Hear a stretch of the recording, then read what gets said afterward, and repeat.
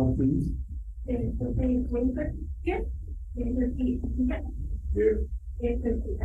Here. Trustee Walker. Here. Trustee Daly. Here. Trustee Serramonte. Here. Vice President Vladimir. Here. President. Here.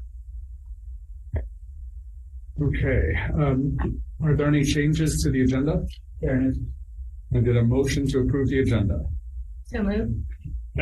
All those in favor? Aye. Aye. Okay, minutes, we'll take both of them for 8A board meeting minutes for April 18th and the board meeting minutes for April 22nd, 2023. Is there a motion to approve the minutes? So moved. Second. All those in favor? Aye. Aye. Item 9, reporting out of closed session. The board took action in closed session to reject the government claim of Edward Jack Evans Villanueva and the government claim of Angela Romero on a 4-0 vote. All right. Recommendations and commendations 10A, 22 to 2023 CTE Students of the Year. So it looks like we've got some celebrations going on here. So Ms. Shreve, would you like to take over? Yeah. Thank you. So I'm gonna read about each student first, and then at the end I'll ask them to come up and receive their certificate. On behalf of the Jefferson Union High School District CTE program, I'd like to acknowledge the following four students that have demonstrated the personal and academic qualities and skills that they developed in their CTE pathways.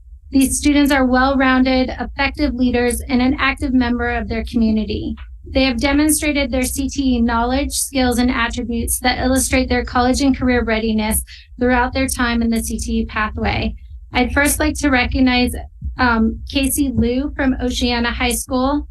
He has completed the culinary arts pathway with Miss Hughes, and she describes Casey as a delight to have in class throughout the entire year. He consistently helped with staff luncheons, often staying after school to clean up, even when it was not his turn. He is super engaged in class, often cooking additional sides to complement the meal. He loves cooking and shares his joy with others. Most importantly, he is generous of spirit in his culinary delights. Next, I would like to recognize Tyler Hanna from Terra Nova High School. Tyler has completed both the drama and stage tech pathway at Terra Nova High School. Mr. Schneider stated that Tyler has been a key part of the Terra Nova Theater since his freshman year. He is an exceptional performer, but truly excelled behind the scenes, mastering the fly system and then organizing all performers and crew for all of the complex challenges we faced over the last 4 years. Tyler leads by example. He never worries about grades or credits. He simply works long hours to put on the most professional show he possibly can. In a word, he is simply inspiring. I'd also like to recognize Janelle Kahlo from Westmore High School. Janelle has completed the fashion design pathway at Westmore. According to Ms. Cabarly, Janelle's skills have not only improved immensely over the 2 years, she is a leader among her classmates. Janelle led the costume making production for the Westmore High School play Legally Blonde. She is always helping other students problem solve while constructing their designs. Janelle is an amazing student who will go far in life due to her kindness towards others and her strong work ethic. And lastly, Susanna Zavala Murillo. Susanna has completed both the engineering and digital arts pathway at Jefferson High School. Ms. Lewis describes Susanna as a creative individual with a strong work ethic and mature personality. She has shown success in her ability to manage time and productivity to create unique digital media, including graphics, artwork, designs, and videos. Mr. Bruxford states that Susanna is a great problem solver. She has determination to solve problems by exploring a range of techniques. She has an awesome balance of analytical and visual artistic skills. The work she created is cleanly designed and well supported. So at this time, I'd like each student to come up. I have a certificate to recognize them. I'll call them by name.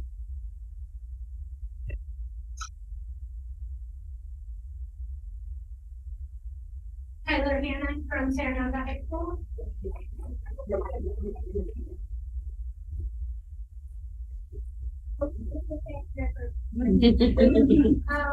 Casey Lou from Oceana High School.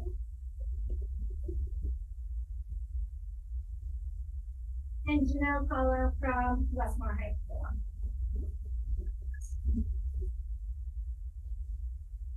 And I will make sure that Susanna gets her certificate. She was on it. And let's give them all around the floor.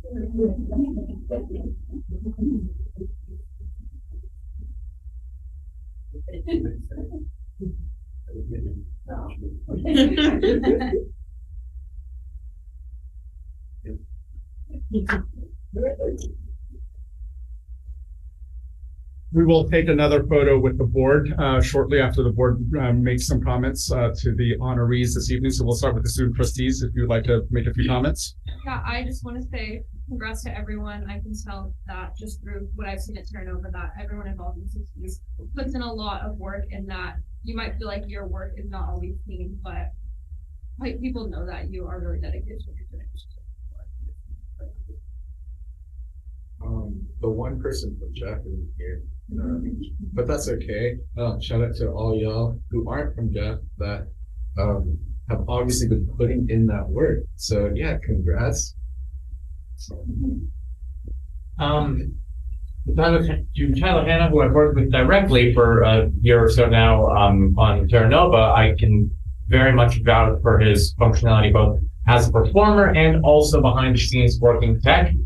A lot of the stuff that we've done, especially recently, would not have been made possible without him and seniors like him.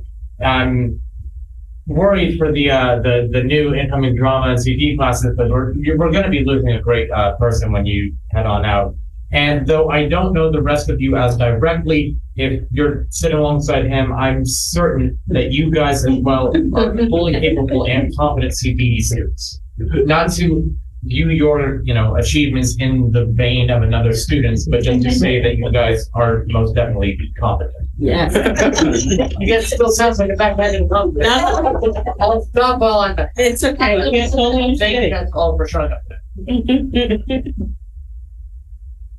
Congratulations on your achievements. I'm impressed by your work. I encourage all students to take a hard look at CTE opportunities, and I want to compliment everyone who's been a part of it for the participation.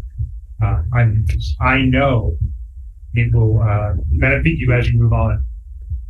Thank you very much, and I want to say thank you very much, and I wish you well, even if you're coming back to do it again. Congratulations, you guys. It's always nice to be recognized for hard work, but it's also a testament to your guys' character, especially at a young age like this, to see that you're producing at this level and being recognized at this level. It's really cool. I mean, I think it'll inspire other kids like you guys, young people like you guys, to hopefully follow in your footsteps and continue on. So congratulations. Yeah, congratulations to all of you, and to your teachers and the staff who's supported you for so long, and your families especially. We're really proud of our CTE programs, and I'm so glad that we're here to honor you, that you're being honored for all of your hard work in your fields. Legally Blonde, those costumes were amazing. And I'm just blown away by, it was just so nice to finally go to an in-person production, high school production again, and to see the level of professionalism. Tyler, I was not able to go out there, but for 4 years, you worked behind the scenes. That's amazing. And I think you're going to go far. I think you all are. And, culinary. I love cooking shows, and I expect to see you on one. So congratulations, Helen. You make us very, very proud. Thank you.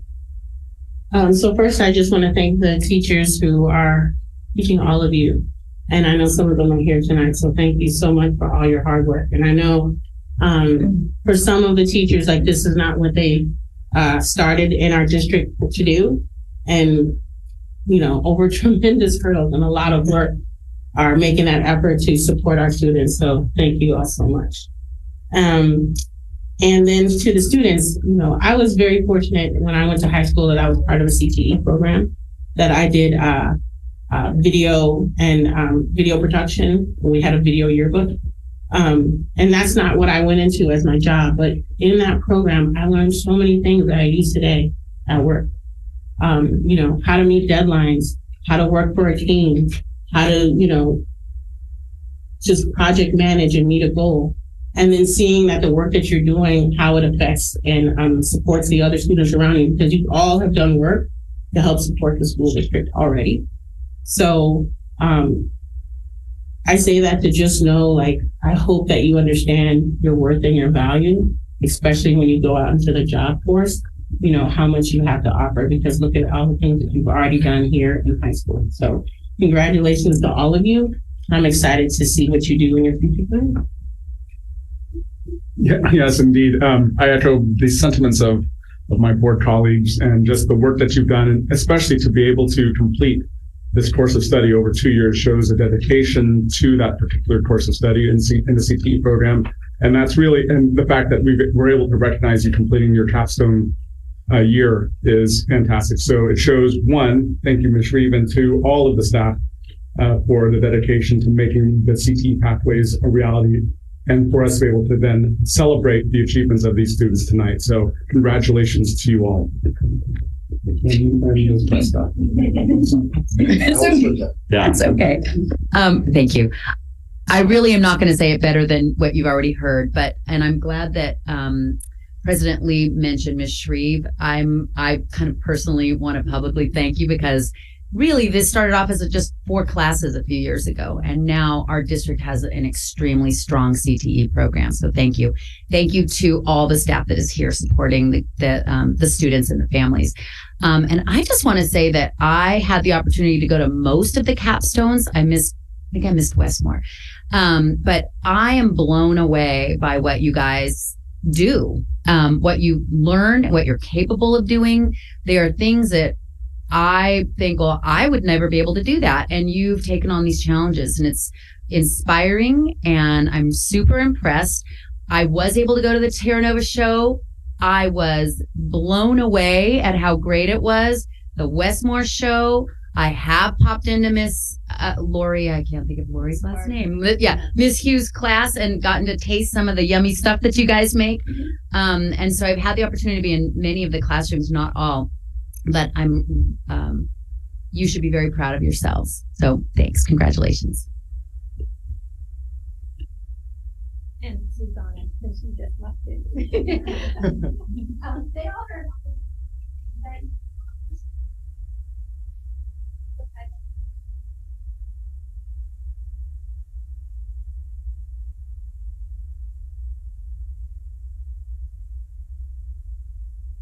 We have another one with just you guys and work with Susanna, and then we'll take ours.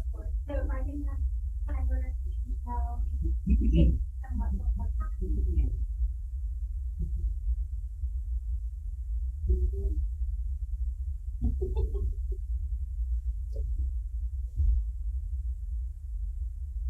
When I have the board,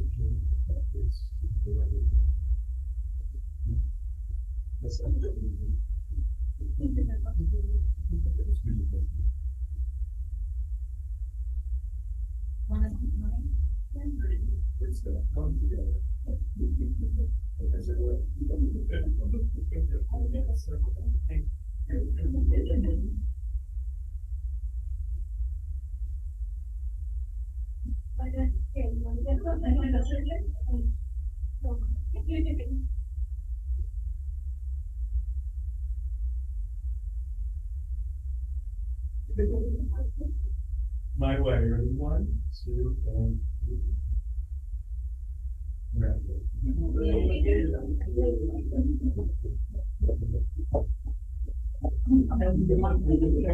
don't have to sit down, right? Yes.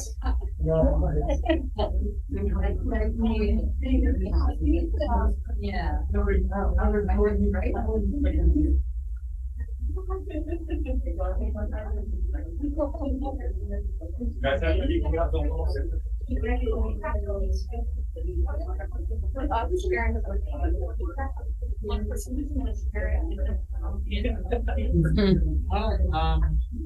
who do we have? All right, guys. I don't know. Were you part of the team that worked on the student recognition? So, yeah, I guess I got it. That's what I was thinking. Did you, Lana, were you part of the student recognition? Okay.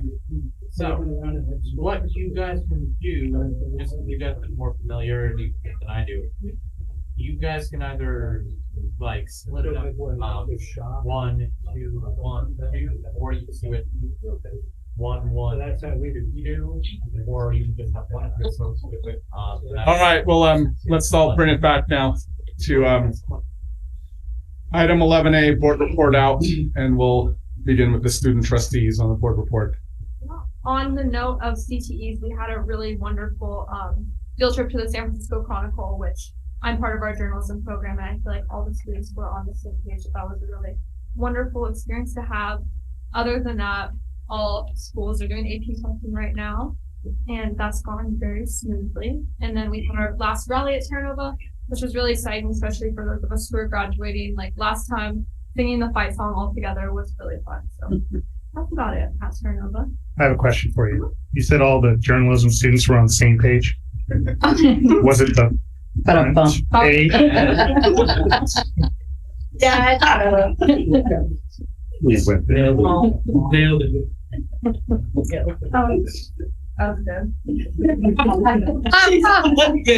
Dad humor. Excellent. So on a different note, at Jeff, we just had our last rally as well, just last Friday. In my opinion, it was one of my favorites. Not to say that, any of the other ones are bad or anything. But yeah, we just had that, and prom is coming up for us. And yeah, we just finished state testing last week too, I think. But yeah, that's all I can think of. I don't have much more to say as long as we spoke on behalf of Terra Nova, which I also attended. So, should we begin the presentations on what our committees have done, or are we handling other things first? You have that later on. Understood. Sorry. I have nothing new to report. I don't have anything to report, but I do. I sit on the student advisory board with the student trustees, and just being able to sit there and get to know you guys a little bit, although it's been brief. I do want to give you guys a shout out. You guys are pretty cool to be around. It's really neat to see you guys, all the hard work you guys put into what you're doing and how serious you take this. It gives me hope for kids in the future for sure. It's actually really neat that this exists here in the school district, and I hope it continues, because I just think the experience in general for myself as an adult, as a parent, to see kids like yourself, young people like yourself, take that job so seriously and all the hard work you put into it, it's really cool. So I wanted to give you guys a shout out. Thank you very much, sir. It's a delight working with you guys as well. I echo that. I was with the Student Advisory Council last night, and they're always they're always inspiring students who join the council. But I think this group, especially, finally coming back in person, really embraced it and was extremely collaborative. And I'm looking forward to the presentation they give later on this evening. I was able to go to the Immigrant Resource Fair here at the district office. And it was a great example of the collaboration between Jefferson Union and Jefferson Elementary School districts. Stephanie Martinez at Jefferson Elementary, and then Melissa Ambrose and all of our wellness teams here, where I want to thank them for that. We also had Fletcher also was served as one of the translators at the fair. We had so many students who helped with the fair and with the translation services, and it was so well attended, and just the number of agencies. I did not know so many different agencies existed. And I wish we knew more about them. Everybody should know about them. And it's a shame. But I'll see what, we can do to get that word out. And I also was able to go to the evening about the trades. It was really, really, extremely well attended. Shout out to Ann Crew and again, Ms. Shreve for putting this together, and Mr. Bashir's for, I think they bust in like 50 students, and for both of these events, our district office staff who helped with the catering and helped with getting more chairs for everyone to be seated as they continue to funnel into the Galleria.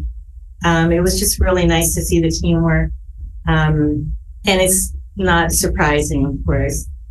And I did go to the District 5 Community Fair where we had a table, and it was so big, and I didn't get to go around, but it was, it was good to get people to support our project and seeing people who I actually knew. A lot of people who came up and learned about our upcoming projects and support them.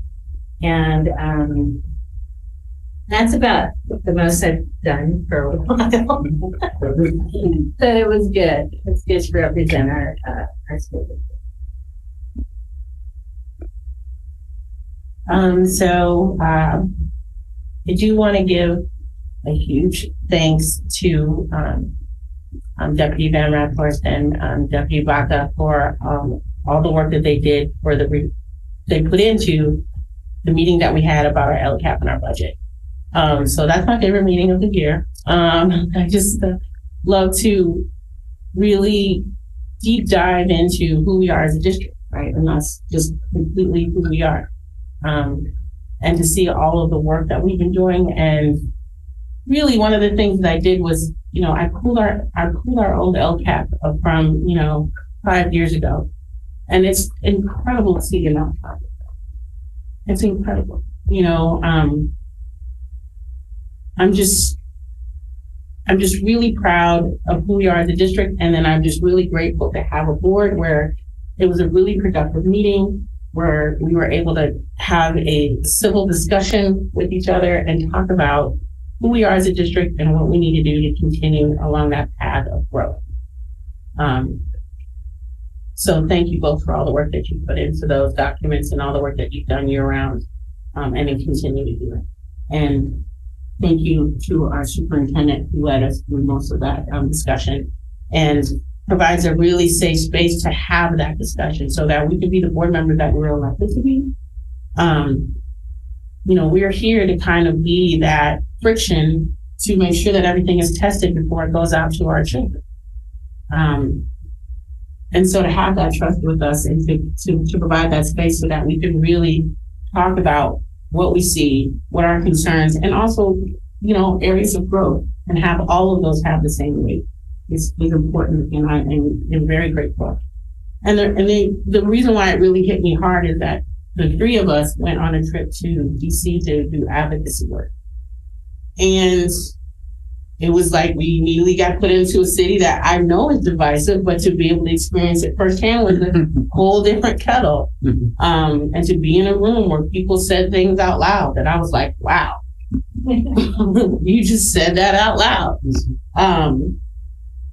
But on the flip side, to hear us being held up as a model and have people say that this district is a national model for multiple things, not just our housing. So I am very proud, and we made the work to go advocate easier to. So I'm looking forward to the continued work moving ahead. Yeah, yes. On that note, with regards to the LCAP and budget documents, I had them with me actually in DC. And so when I was sitting in some sessions where they were training us on some of the topics they wanted us to talk about, I actually pulled out my LCAP documents to sort of double check to see what we were actually doing. So I could at least share, if necessary, with our legislators what we were doing and how we had budgeted for that for next year. So it was actually really helpful. And in fact, one of our fellow school board members was sitting next to me, looked at me and was like, "You're such a nerd. You have your LCAP with you." But but that's what we're supposed to do. I don't see a problem with it at all. Exactly. No, it was great. It was exactly what we needed to be doing. But it was actually a very good trip. We did learn a lot about some upcoming legislation that we need to advocate for. I think and despite that, there's a lot of divisiveness in our nation, especially at the nation's capital, but at Capitol Hill, the fact that there's bipartisan support to eliminate the Social Security penalty for public educators in California is a really, really big deal. The fact that the bill, I can't remember what's now HR 85 or something like that, is actually from a Republican congressman from Louisiana, and it has 40 of California's congressional delegation in support of both parties. Yeah. Is a really big deal, and that there's a companion bill in the Senate from the senator in Ohio with support from both Padilla and Feinstein, which bodes well for the fact that this is likely to pass this year. And that's really good for us with regards to the educator shortage and the fact that we do have a hard time here in this state getting educators because that penalty is one significant issue. So to be able to go into Congressman Kevin Mullin's office and to thank him for his support on that bill was actually really cool, among other things that we were able to share with him. So it was a very productive trip. It was good to be able to hear from various federal leaders, including Xavier Becerra, the Health and Human Services Secretary, and Congressman Kevin Kiley, who spoke very glowingly about the issues that we have related to public education in California and his understanding of it, which was a big deal considering where the areas that he represents. So it was really good to hear from a lot of different viewpoints on public education and for us to be able to come together, at least on both sides of the aisle, when it comes to taking care of our students. So it was good. Okay, my turn. I won't say a lot more about our trip to DC, but I'll say this. I knew that I would enjoy it. I knew that I would learn a lot. I didn't know how impactful we would be. And I think we were very impactful. And so that made me feel good about it. We learned a lot. We advocated. We met with our Congress people. And I think it was really time well spent. So I'll leave it at that. I won't leave it at that. I will also say, back at you, it was really great to go with board members that I respect so much, and it's great to work with you guys. So I'll add that too. Other than that, I want to just kind of give a shout out to our teachers and our staffs at the high schools. President Lee and I spent a lot of time over the past couple of weeks just visiting classrooms at all of the sites, walking through kind of, I had an eye on engagement. Deputy Superintendent Baca and I similarly have been in classrooms with our eyes on student engagement. And I think it's really important for us to get into the school sites, for you guys to see us there, and for us to see all the great things that are happening. So that's been good. The other thing that I want to say is that I was at Daly City Hall this past week. It was the night of the CTE events. I wasn't able to go to both, but it was great to see, and I wrote her name down. Joy Wu was the first runner-up for the DCPLA Youth Poet, the Daly City Youth Poet Laureate. So super proud, and I'm hoping that we have even more students applying. I heard that we didn't have as many apply this year as years past. So want to encourage you guys to share your writing, because I know that you're writing. Other than that, it's been sort of hitting the ground running. We got back late Wednesday night, and it's been a whirlwind of fun and events in our district. And the year's winding down and kind of looking ahead to graduations and culminating events and lots of exciting things going on. Oh, one final thing. I too absolutely love being at student advisory with you guys on Monday nights. it is honestly kind of one of the highlights of my job. It's really, really great. I'm just so impressed with you guys and happy that we've had such a great year, and I'm looking forward to your presentation. And then AFT 1481 report, Ms. Casey.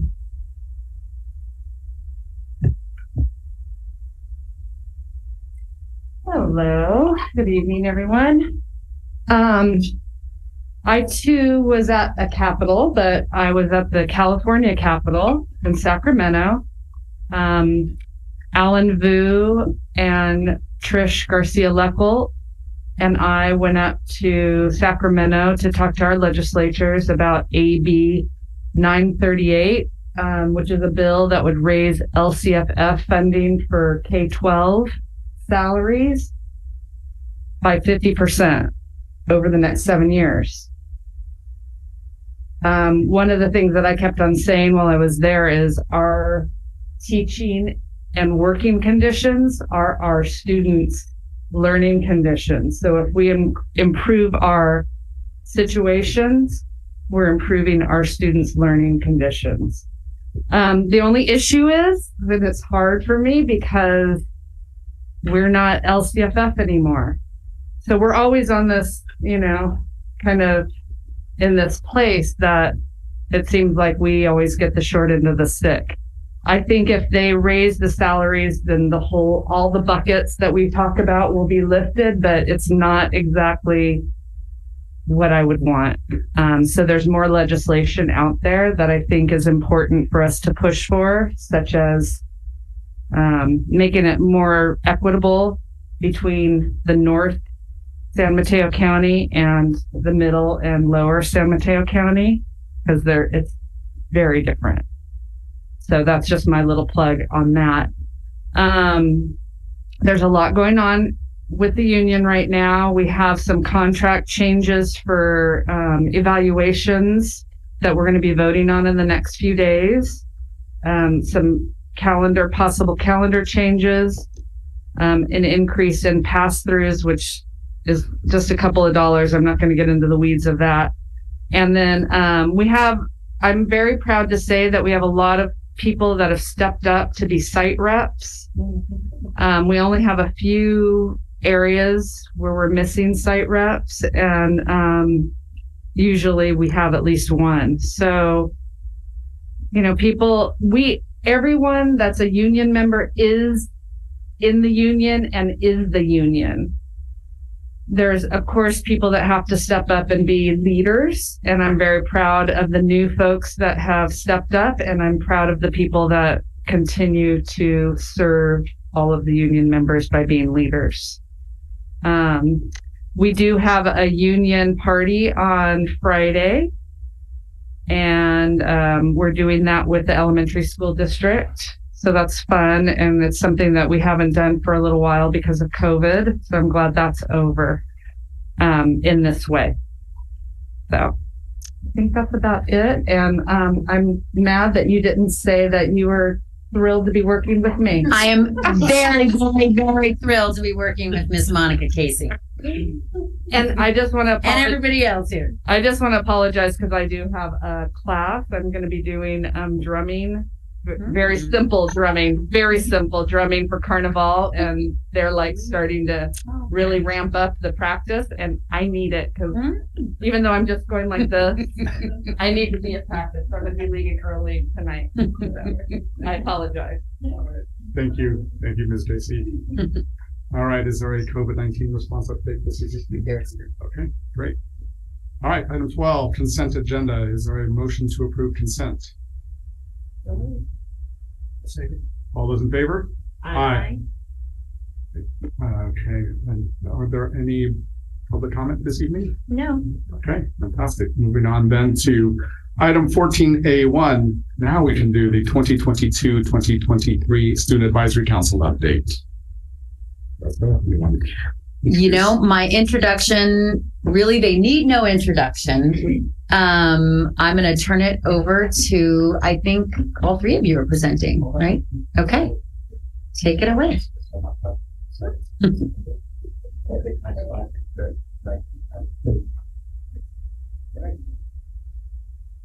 Let me start. You can start. I can start. All right, cool. What's up? I'm Dante Umtouch. I'm part of Student Advisory Council along with Alana and Fletcher here.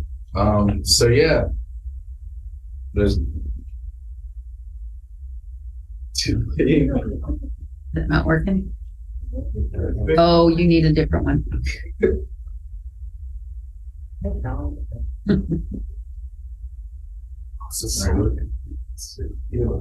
Oh, you should Use them left and right here. all right. No problem.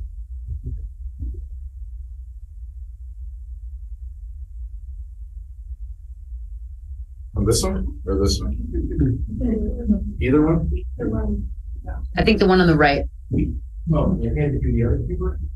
We got, I didn't even see that. we got this one. We got this one. Go ahead with the original. All right. We're just trying to trick you, Dante.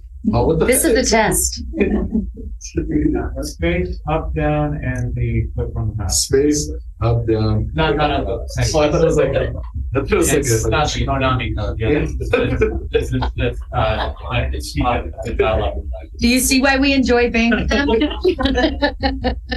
It's not working. Yeah, seriously. Yeah, I thought it was like a. It's not you. We can just like talk to you guys and make Yes, it yes. Can you advance it maybe, Jake, for them? Okay. The weather switched up on us today. Yeah. Yes, it did.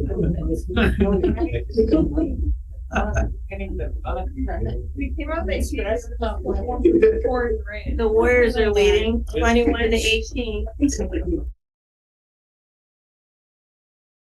Recording in progress. All right, I'll dance. Okay. We'll just let you know when to head to the next. Yeah. Okay. We appreciate the effort.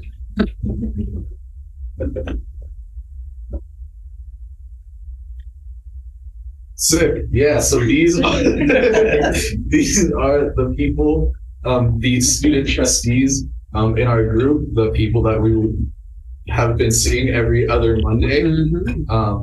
Very, what's the word? Unique group of individuals. Yeah, lots of different personalities, all positive. Onward, please.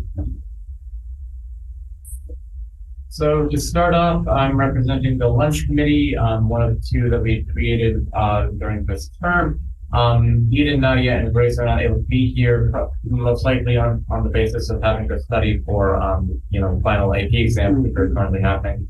I'll walk you through what we've done, what we've looked at, and what we were planning to do. Fix the next slide, please.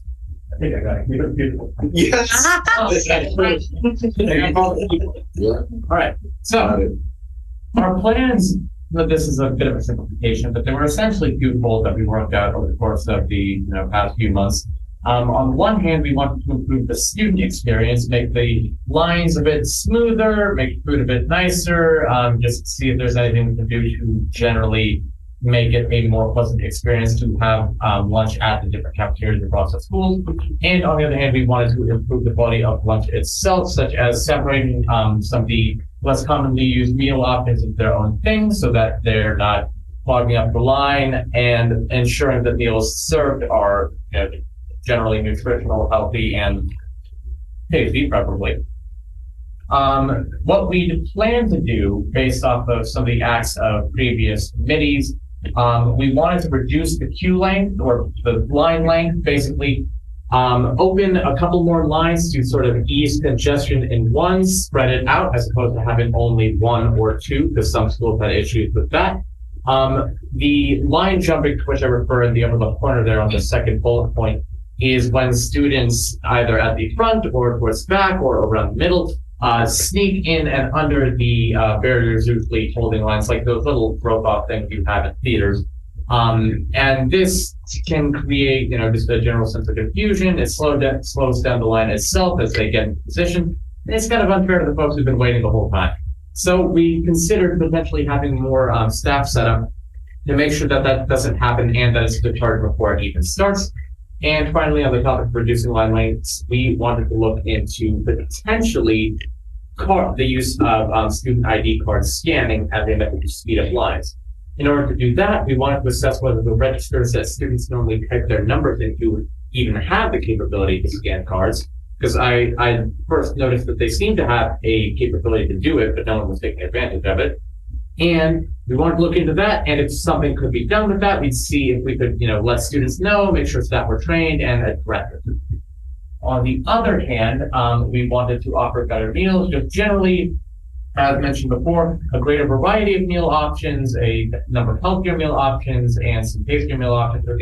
Not that the school food tastes bad, but it's always nice having food that tastes good. Sorry, but I sound a bit nervous. But on the separate meal options, though, some of the meal options that were just like, just more of a snack as opposed to a full meal. Like I'm going to grab a quick salad, or I'm going to grab an apple or something like that. Those are things that at a couple of different schools, students would often go for, but because they're only getting the one item and, they have to wait all the way in line for that, we were curious whether or not there was some way to basically just have not a fast pass system, but like if you're only getting the one thing, just grab it and go so it doesn't hold up the other line and you get it faster as well. In addition, we also wanted to see if vegetarian meals could be, separated into their own line. That way there's no confusion if things get swapped around, whether food is, compatible with the vegetarian diet. We do have students who are vegetarians. In regards to what we actually succeeded in, we did open new lunch lines at a couple of different schools, and this did seem to reduce congestion. I don't know in regards to the progress of line jumping, whether or not we've gotten new staff members to either new staff members or just a different approach to that. I don't know where we stand on that. And the card usage was a bit of a work in progress because technically registers are capable of scanning cards. We're perfectly able to have students whip out their ID cards and scan it and go through like that, so they don't have to type in a number. But the problem is, it isn't much faster. And even if in cases where it is faster, not every student, has their ID card on them or in a place that would be easy to get to it. So we made sure that students and staff are aware that this is an option if they wish, but it's not by any means mandated. In regards to better meals, I can only speak for Terra Nova, and I do have to admit I'm a touch biased as a Terra Nova lunch lady myself, but I do believe honestly that the meals are tastier compared to, both when I started working at the school as a lunch lady, which I believe was in freshman year 2019, and also just when I've been working with the board. I would say that there has been a noticeable improvement, not just in the taste of things, but also in the variety of meal options, because we have a number of things that we did not have in prior years. I believe there was like a Dutch crunch sandwich, there were these little cubes of cheese, which I just absolutely adore. There's a lot of new options, which I'm always very pleased to see. In regards to the separating of meal options, there was a bit of separation of meal options, not quite to the full extent that we were thinking we might end up needing to do, but that's just because, some stuff is fine where it is, some stuff didn't particularly need to be adjusted. We didn't separate vegetarian lines into their own thing, and I believe that was just on the basic of logistics. It's a lot easier to keep, everything watched over, served out quickly, and maintained if is all in one place, which we can look into at a later point in time, but for now, this is where we stand. In regards to our recommendations for the future, this is a lot to read, so I'll try to summarize it quickly. One, not as much on the food side, but on the lunchroom experience itself. It would be nice if we could look into, say, having students put up decorations, either student-made artwork that we rotate on a weekly or bi-monthly basis, or just pleasant imagery of scenery that's nice to have around, or informational nutritional facts about the food you're eating, stuff to make the cafeterias feel a bit more lived in, as opposed to just a spot you chow down in.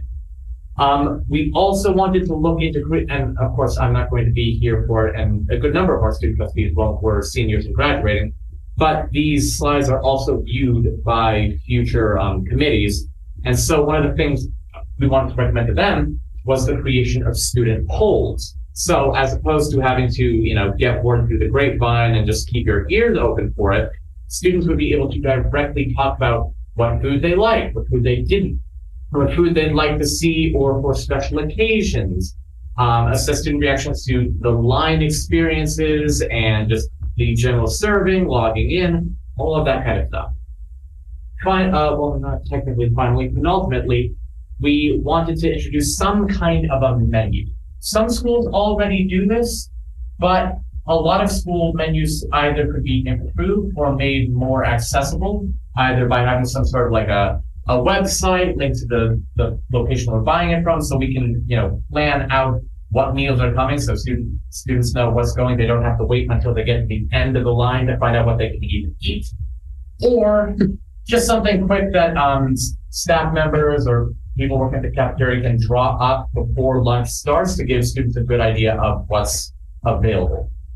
Finally, and this is the definite finally because I've been talking for a while, but the food can always be, assessed, made sure it's nutritional, tastes good, and is well varied, and not on a lunch-related note. And I'm not sure if I mentioned it, but it's always good to have greater student or I should say trustee principal communication, because that fosters a more direct line between the two, and it makes it easier for things that are specific to one school. So if only one school does lunch a specific way, talking directly to the principal as opposed to bringing things up in a board meeting might be a faster, more responsive route. That's it. I'm done. Sorry. Now, I hand this off to you folks. I'm not sure which slide you want to do, but you are welcome to do so. Oh, for sure. So, student recognition. How can we improve on it? Well, let's figure it out. Let's see. As it says, students will feel much more appreciated and valued when they feel that their accomplishments are recognized on a district level, as we have seen today already. Partially. Yeah, so this is one thing that I'm really excited about student recognition is we're bringing Special Olympics back at Terranova, which is a tradition Terranova has had for many years since we have the nice big field. And if we do it at the end of the year, it's sunny in the back of the valley. So we're having students from all of the districts, and I believe Jefferson Elementary students are coming to Terranova for our Special Olympics on May 12th. And we're really excited so that all students, no matter if they're in special ed classrooms or if they're not, that they can feel like they're included in the Terranova community. There's obviously many advantages of Special Olympics and building confidence for everyone and just having a fun time all together in the sun. So I'm really excited that we're going to bring this back. Sure. Awarding students on a district level. Right now, that we know of, we only have like a student of the month type thing. We kind of want to, help students feel more recognized in a way that, isn't just like, oh, you're doing great academically, let's show it. We kind of want to venture out and acknowledge students that do more than just do good in school. With, things listed there, such as sports, artistic abilities, and extracurricular activities, just to name a few. I didn't want to read the whole list. Yeah, so basically, I think what we did today was really, really beneficial, and we just wanted to highlight that we appreciate that the board is highlighting students, and I know just from students at Terranova, like the girls who were in wrestling championships and water polo championships, how they were really excited to come to the board meeting and how they felt very recognized that you guys were highlighting them. So I just kind of wanted to give you guys the feedback that highlighting students at meetings is not a waste of time, and that I've personally heard that it's a big deal to be able to come and feel that you're appreciated, and just kind of people were really excited that we're doing that. And I wanted to make sure that student recognition is always on the top of everyone's mind. Not as exciting as lunch, but just something we wanted to highlight. Yep, that's what I was. Yep. Thank you.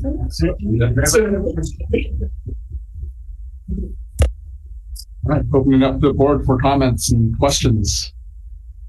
Student recognition is very important. And I think that's kind of the basis of what we all are trying to do here is to create a an environment for you guys to excel and be recognized for that, and give you a platform to be heard. So I mean, it's good that you're advocating for it, and definitely we're listening.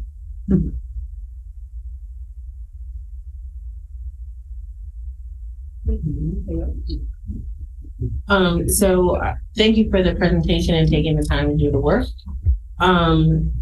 So on lunch, a lot of the points I agree with, and I know that we talked about them, but then with everything that happened in, instability in the job position, then COVID, and now we're back. I think looking into having some student art or something in the lunchroom is a fantastic idea. And I know in I don't know what year it was, but I went to San Francisco to look at some of their lunch programs and the high schools that were doing it successfully and building up engagement.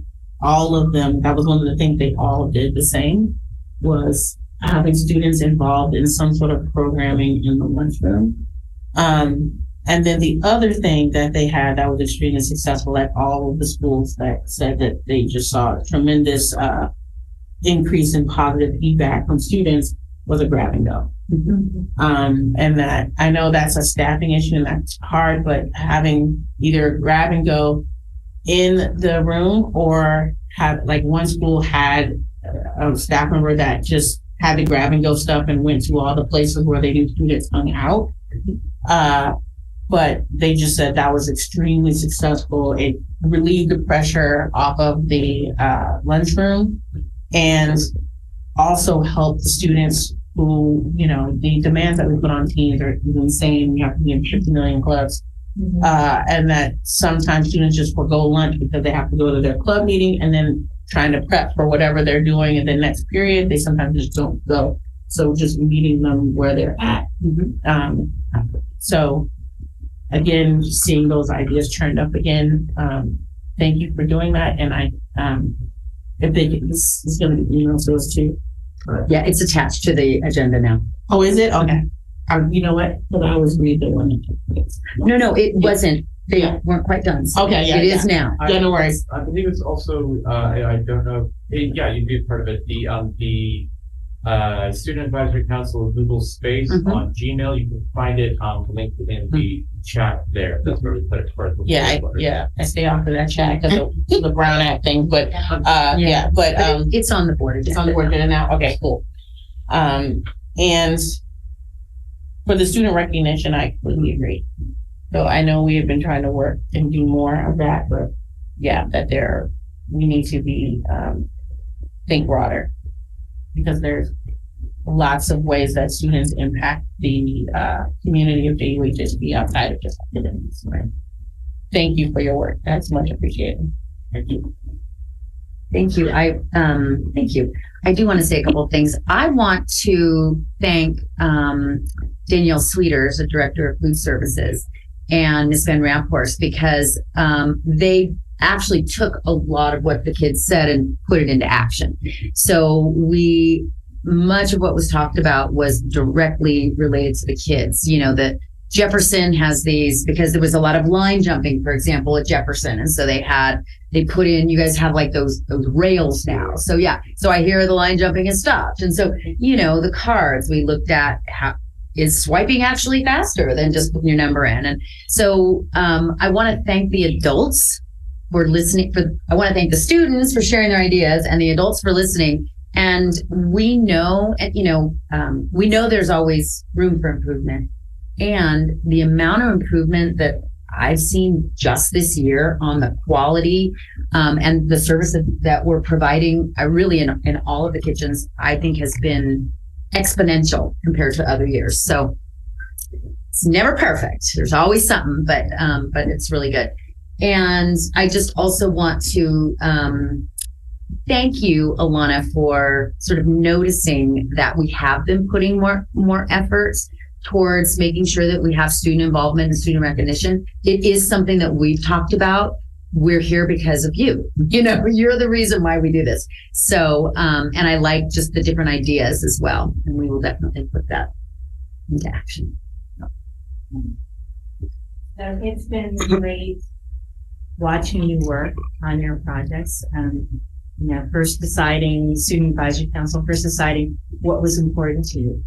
And then seeing you break into groups and work on them. Thank you so much for the presentation. Food, it's always an issue every year, and we've gone through so much in the time that we've been on the board. Boy, it's just, so your concerns are not new, but which says a lot because of the same issues every year. But I want to thank you for giving some good recommendation, and then also with student recognition. Like everyone said, this is something that's been really important to us as well. And I really appreciate your feedback on all of this. It's very valuable, and we value student voice. That's a big part for us, and I appreciate all your hard work on this. Thank you all for the great presentation. Good work. And, I think I'm glad to, echo my fellow colleagues' comments. And I know, at least with the student recognition, I think that's going to be one of those things that we're going to have to make a real effort to learn and find out. So, I think it'll be a team effort from the adults on this side, but also want to make sure that we hear from the students that you let us know when there's something that's occurring that we might have missed. So thank you all. Great job. Yeah. Thank you. All right. Next item, Summit Shasta annual update to the Board of Education. Ms. Mletsky. Welcome. Yeah, thank you. Hi, my name is Ren Mletsky. I'm the executive director at Summit Shasta. My 7th year as the leader at Shasta. So it's nice to see so many familiar faces and some new faces too. I'm usually here in the fall, but I'm actually feel lucky that I'm here today. This is such a joyful meeting. So this is good energy we have going into the May meeting. I was out on maternity leave in the fall, so I'm back now. It's great to be here. Is this working? Yeah.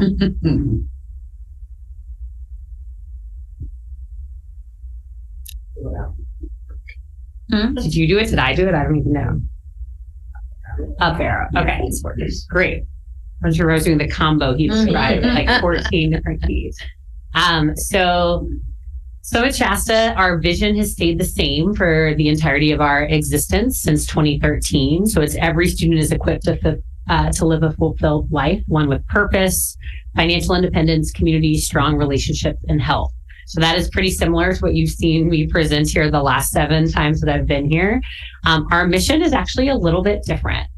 So we've evolved it since I was here in the fall of 2021. Our previous mission was very, very much focused on 4-year college acceptance, and that was what students were going to do. And so we met as a leadership team across our charter network to evolve to what you see here. So our new mission is to collectively prepare a diverse community of young people with the skills, knowledge, and habits to attain economic empowerment and success in a chosen concrete next step toward a fulfilled life. I actually think that echoes probably more of what I've been presenting to you all for the last few years, and I think it's more representative of where we are as a society and where our school is pushing, but I did just want to highlight that is different than what I showed the last time. Oops, down arrow now. Yeah, got it. The core characteristics are kind of the foundation of our culture at Summit Shasta. And so these are things that you see in the classrooms that we highlight a lot with students, that we use for student recognition when we're recognizing students in our community. And so that's just kind of a common language that I like to highlight that's core to who we are at Shasta. And then our model has stayed pretty much the same since I was last here. So we kind of have these 4 key elements: mentoring, which every single student gets a mentor the first day of 9th grade. They see that adult every single day of high school throughout their 4 years there. So it's a consistent relationship they have with a trusted adult on campus.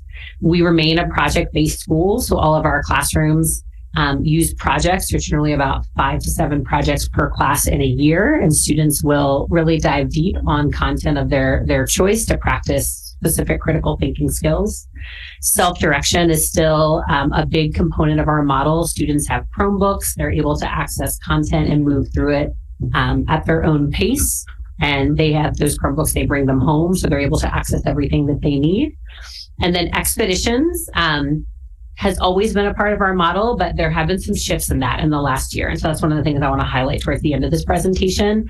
We've really invested, to be honest, a lot more resources in building out the expeditions program. And so there have been some shifts in that I will talk more about. All right. So in terms of our school in review, there's a picture of the Summit Shasta faculty on one of our rare sunny days in Daly City. Our team is pretty similar to the structures before. We have an executive director, which is me. There are 2 deans of instruction and culture. Both of those individuals were prior Shasta teachers before moving into that role. We have a dean of operations, and then this school year we have a new administrative position called the dean of expeditions. This was part of an organization-wide shift to try to bring some personnel back onto school campuses. So it was like taking someone that sort of had a role at the home office back to our school. And then we do have an office assistant. We have 20 full-time faculty members. You were talking, I think, about the teacher shortage, and we have felt that at Shasta. So we've had 2 long-term subs covering 2 of our classes, one since the beginning of the year, and then one was a mid-year replacement. One thing that is new this year is we have a visual performing arts faculty member that's on our faculty, not on an expeditions team. So that is someone that is there every single day to ensure that our students get that credit on their diploma before graduating. And then this year we have 3 residents in the Summit Teacher Residency Program. So they're working with 3 teachers at our school. And hopefully we'll be able to hire some of them for next year to fill some of the vacancies that we have. In terms of enrollment, I just realized that it says demographic data from 2018. It is not from 2018. It is from this school year. But we are at 439 students. You can see the breakdown by grade level. One thing that I was excited about as I was looking through these presentations is each year we're actually getting closer to the district in terms of the different subgroup percentages that you see there. So I think that the free and reduced lunch percentage has been slowly moving up since I took over. I think it was 18% when I started in 2016. ELL and special education has also changed along those lines. So these are the 3 goals that we had at Summit Shasta for this year. The first goal was around attendance. I think that was a big priority for a lot of schools coming out of the pandemic. The second goal was really around how we're supporting skill development on site. And then the third goal was really about community and wanting to make sure we were a place where students felt like they belonged and it was an inclusive space. In terms of our current 9th grade, this is the class of 2026. There are 114 students in the 9th grade. 32 are siblings of current or former students. 100% of them live within the Jefferson Union High School District boundary. And then this year, I was really excited. I actually pulled the exact data so you can see the middle schools that they're coming from. The top 4 that you see there are ones that we had called out in our charter 5 years ago when we were making those adjustments in terms of how our lottery system works. Okay. I'm going to ask you to slow down because we translate and the translator is asking that you slow down a little bit. Sure. Do you want me to pause on the slide? No, just speak more slowly. Great. Okay. Yeah. Thank you. In terms of attendance, so this is a snapshot of what the attendance was at Shasta since 2017. This year, our year-to-date attendance is 93.9. So we're not quite at our target of 95%, but hoping to stay pretty high heading into the last few weeks of the year. Is that a better speed? Okay. This is a snapshot of our college data over the course of the last 6 years. So even though we have the evolved mission, college is still part of our program. It still is something that we provide a lot of support to our students on. Last year, our graduating seniors, 99% of them were accepted into a 4-year college or university. And then I have written down, this is for our current senior class. So this is for the class of 2023. We were really excited. We have 4 full scholarships, the Posse Scholars within this class. So that's 10% of all Posse Scholars in the Bay Area are coming from Summit Shasta, which is really incredible. We've had a lot of acceptances of the diversity of private colleges, UCs and CSUs. And I got to celebrate all of that yesterday at National College Signing Day, which was, I'm sure other schools celebrated too. So this is, I would say, kind of one of the biggest shifts that we've had at our campus this year is around expeditions. In previous years, we kind of called it like a traveling circus. There was a team of teachers that would travel between various summit school sites and teach courses on campus. And one of the big things we wanted to change is we actually wanted students to be more in the community off campus, having experiences. So if I was to compare to last year, I think we had about 70 students off campus. This year we had 230. So that's like a pretty big change just in terms of developing those community partnerships. We did still have some students on campus, but by bringing on a visual performing arts teacher to our full-time faculty, it gave us a little bit more flexibility in what those experiences were. So we were less constrained by having like art or drama or things like that. It could offer a wider range of courses for students. The big work that happened here was with our Dean of Expeditions, really building out a lot of these partnerships. And it's something we're looking to continue heading into next year to see if we can even expand a little bit more to give students more opportunity in what they can do in our surrounding community. All right, the last thing that I wanted to just share updates on is since we did have testing data again last year after the pandemic, and I realized the key cutoff, although you can see it on the next slide. This is how Shasta has performed for the last 5 years on the SBAC for English and math. And then I included the data by subgroup, and this is all public data, just so that you can see this is from last year in 2022.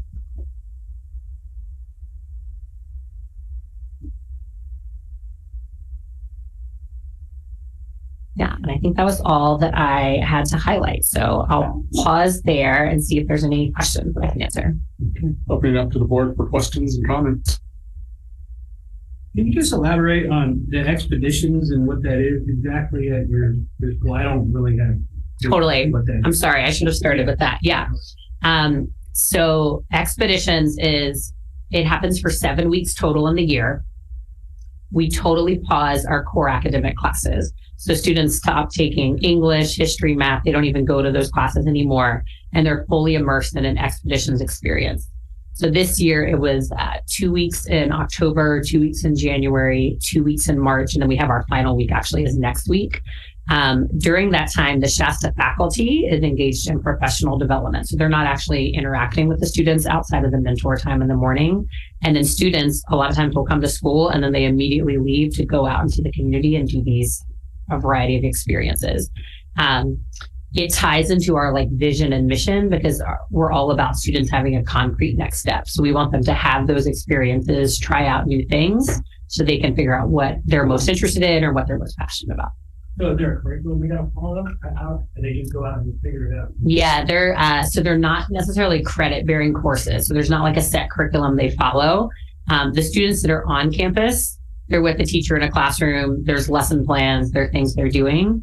But if you're doing an internship, at a health center, there's not a set curriculum. You're really shadowing someone or learning things. And then this last week coming up, they do a big reflective showcase on Thursday for the whole community. And we invite families to come see that too.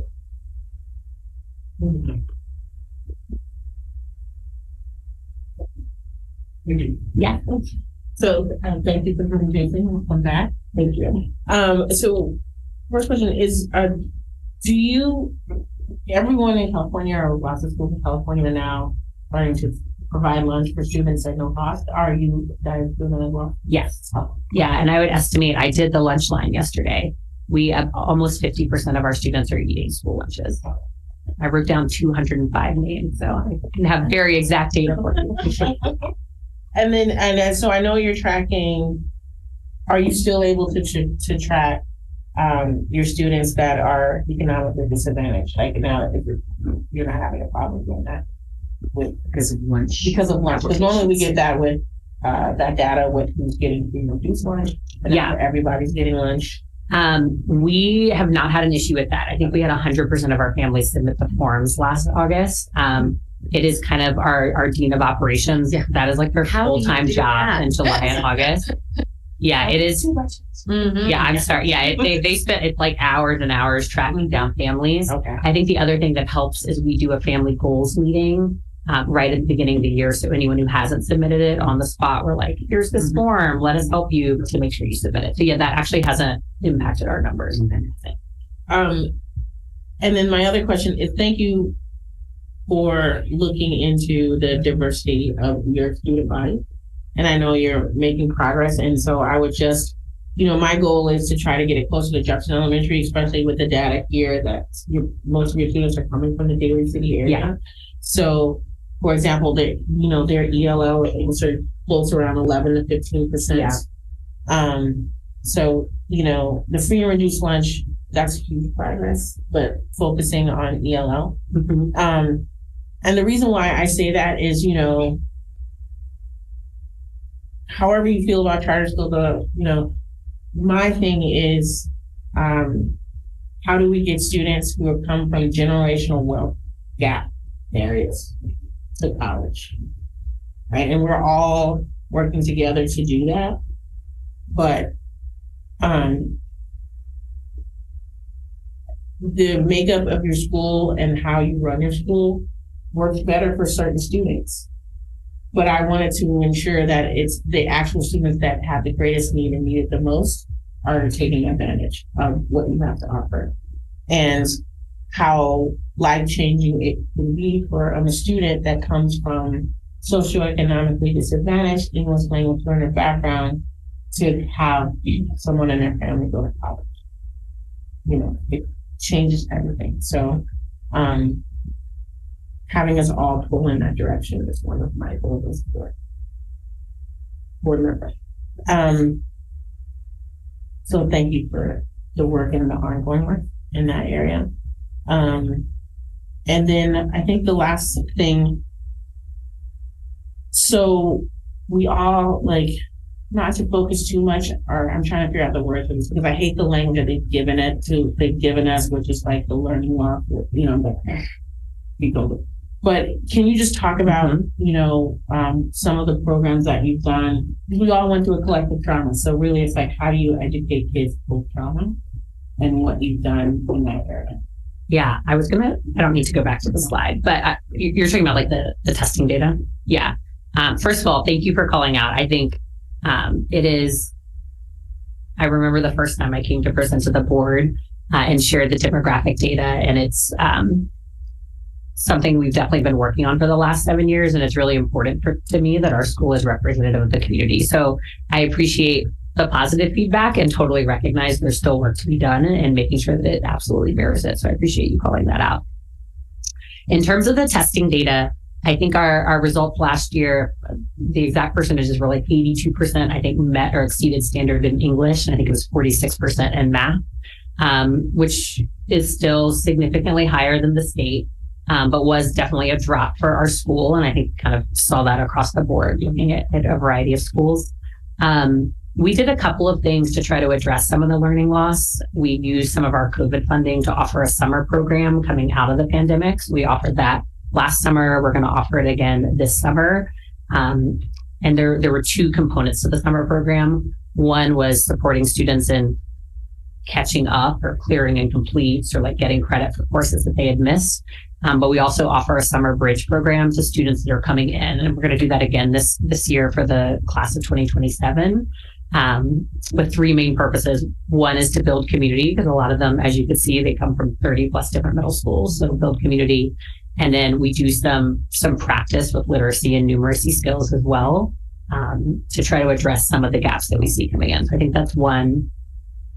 The second thing we've done is we've redesigned our schedule slightly at the end of the day to have more focus time. It's called student support block, but for students to do interventions related to certain classes and in areas where they're struggling. And so teachers will have smaller groups of students at that time where they can identify who's struggling with this math skill. How can I do an intervention to support them with gaining this foundational knowledge? So I think that's something that has been helpful. And then the third thing, to be honest, is we've had just really candid conversations with faculty around knowing your students and assessing where they are and you might not be able to do the lesson that you've done 4 times before if students don't have the background. Like you need to maybe change and do some strategy shift. And so we've had some conversations with faculty around doing a lot of pre-assessment, knowing your students, and then kind of going back and filling in some of the gaps that we know happened. I think to be honest, we're seeing it show up the most with math in high school because students are coming in that have they didn't really get that algebra foundation that they need. And so I'll be interested to see how it impacts the test scores for the next few years. Just because I would say we're seeing the biggest impact in our math classes. Thank you. Yeah. And just in general, thank you to all of the work that you guys have all done. Thank you for all of the support you've given us, especially through everything with SVR. I mean, it's just been a great partnership and yeah, me too. Any other comments from the board? Thank you for the presentation. It's always good to see and see how things are evolving there. And I do have, she's like a daughter to me. She loves chess and she graduated. She's been accepted to so many universities.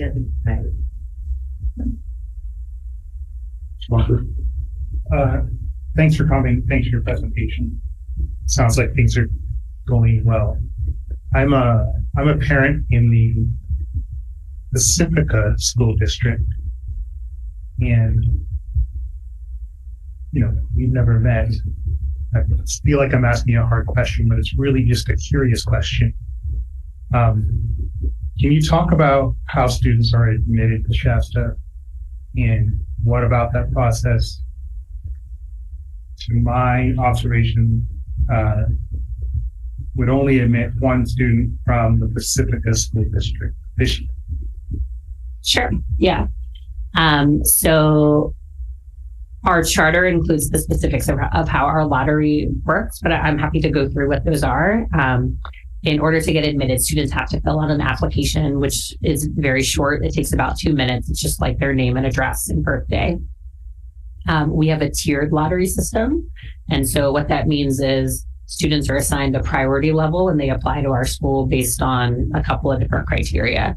The first criteria is students get priority if they are the sibling of a current or graduate of Summit Shasta that lives within the Jefferson Union High School District. So that's why when you looked at our data, it was 30 plus students are siblings coming in. So those are students that get priority. The second tier goes to students that live within the Jefferson Union High School District. So that's why 100% of our students come from within the district boundaries. Within that priority level, there's like a subcategory that we talked about and included the last time that our charter was approved for four, especially like 4 middle schools or 4 specific areas get priority within Jefferson Union High School District. And those are the 4 that you saw most represented in that chart. So it's the 4 middle schools that are closest to us, which are all within Daly City. So that's why we receive way more students from Daly City than Pacifica. Then kind of the last 2 tiers would be siblings from students of students that live outside the district. And then the last tier is, you don't have any priority. You don't live within the district. So that's kind of how our lottery system works. We have seen a shift just specifically about Pacifica over my time here. And I think that part of that is just we've seen a huge increase in the number of applications from Daly City. And so as those have gone up, the percentage of our student body from Pacifica has gone down. Yeah, I don't know if that answers your question. I think I'm happy. Do you have a follow-up question? Thank you. No, of course. I have a question. Hi, nice to see you. You too. I want to echo Kalima's sentiment, by the way, about what a good partner you were last year when we were having some difficulties here on our campus, and you were really helpful, and I appreciate that. I appreciate your partnership. Great presentation. It sounds like things are going well, and you're kind of dealing with some of the same struggles that we're dealing with. My one question, the college data is super impressive, and I wonder if this is data around acceptance. So do you keep data on attendance and completion, and what does that look like? I mean, you probably don't have it all at your fingertips, but maybe you have an idea. I have some, yeah. So we keep matriculation data. So how many of our students are actually enrolling in the 4 and 2 year colleges? It's around 80%, I would say, go to a 4-year college, and then 20% either do 2-year or a technical program or some other thing. In terms of graduation rate, I think we're going to get the first 6-year data this year, just because of when the school started. So I can give you the Summit Public Schools data, but I don't know if that's as compelling maybe to you, since it's for other schools throughout.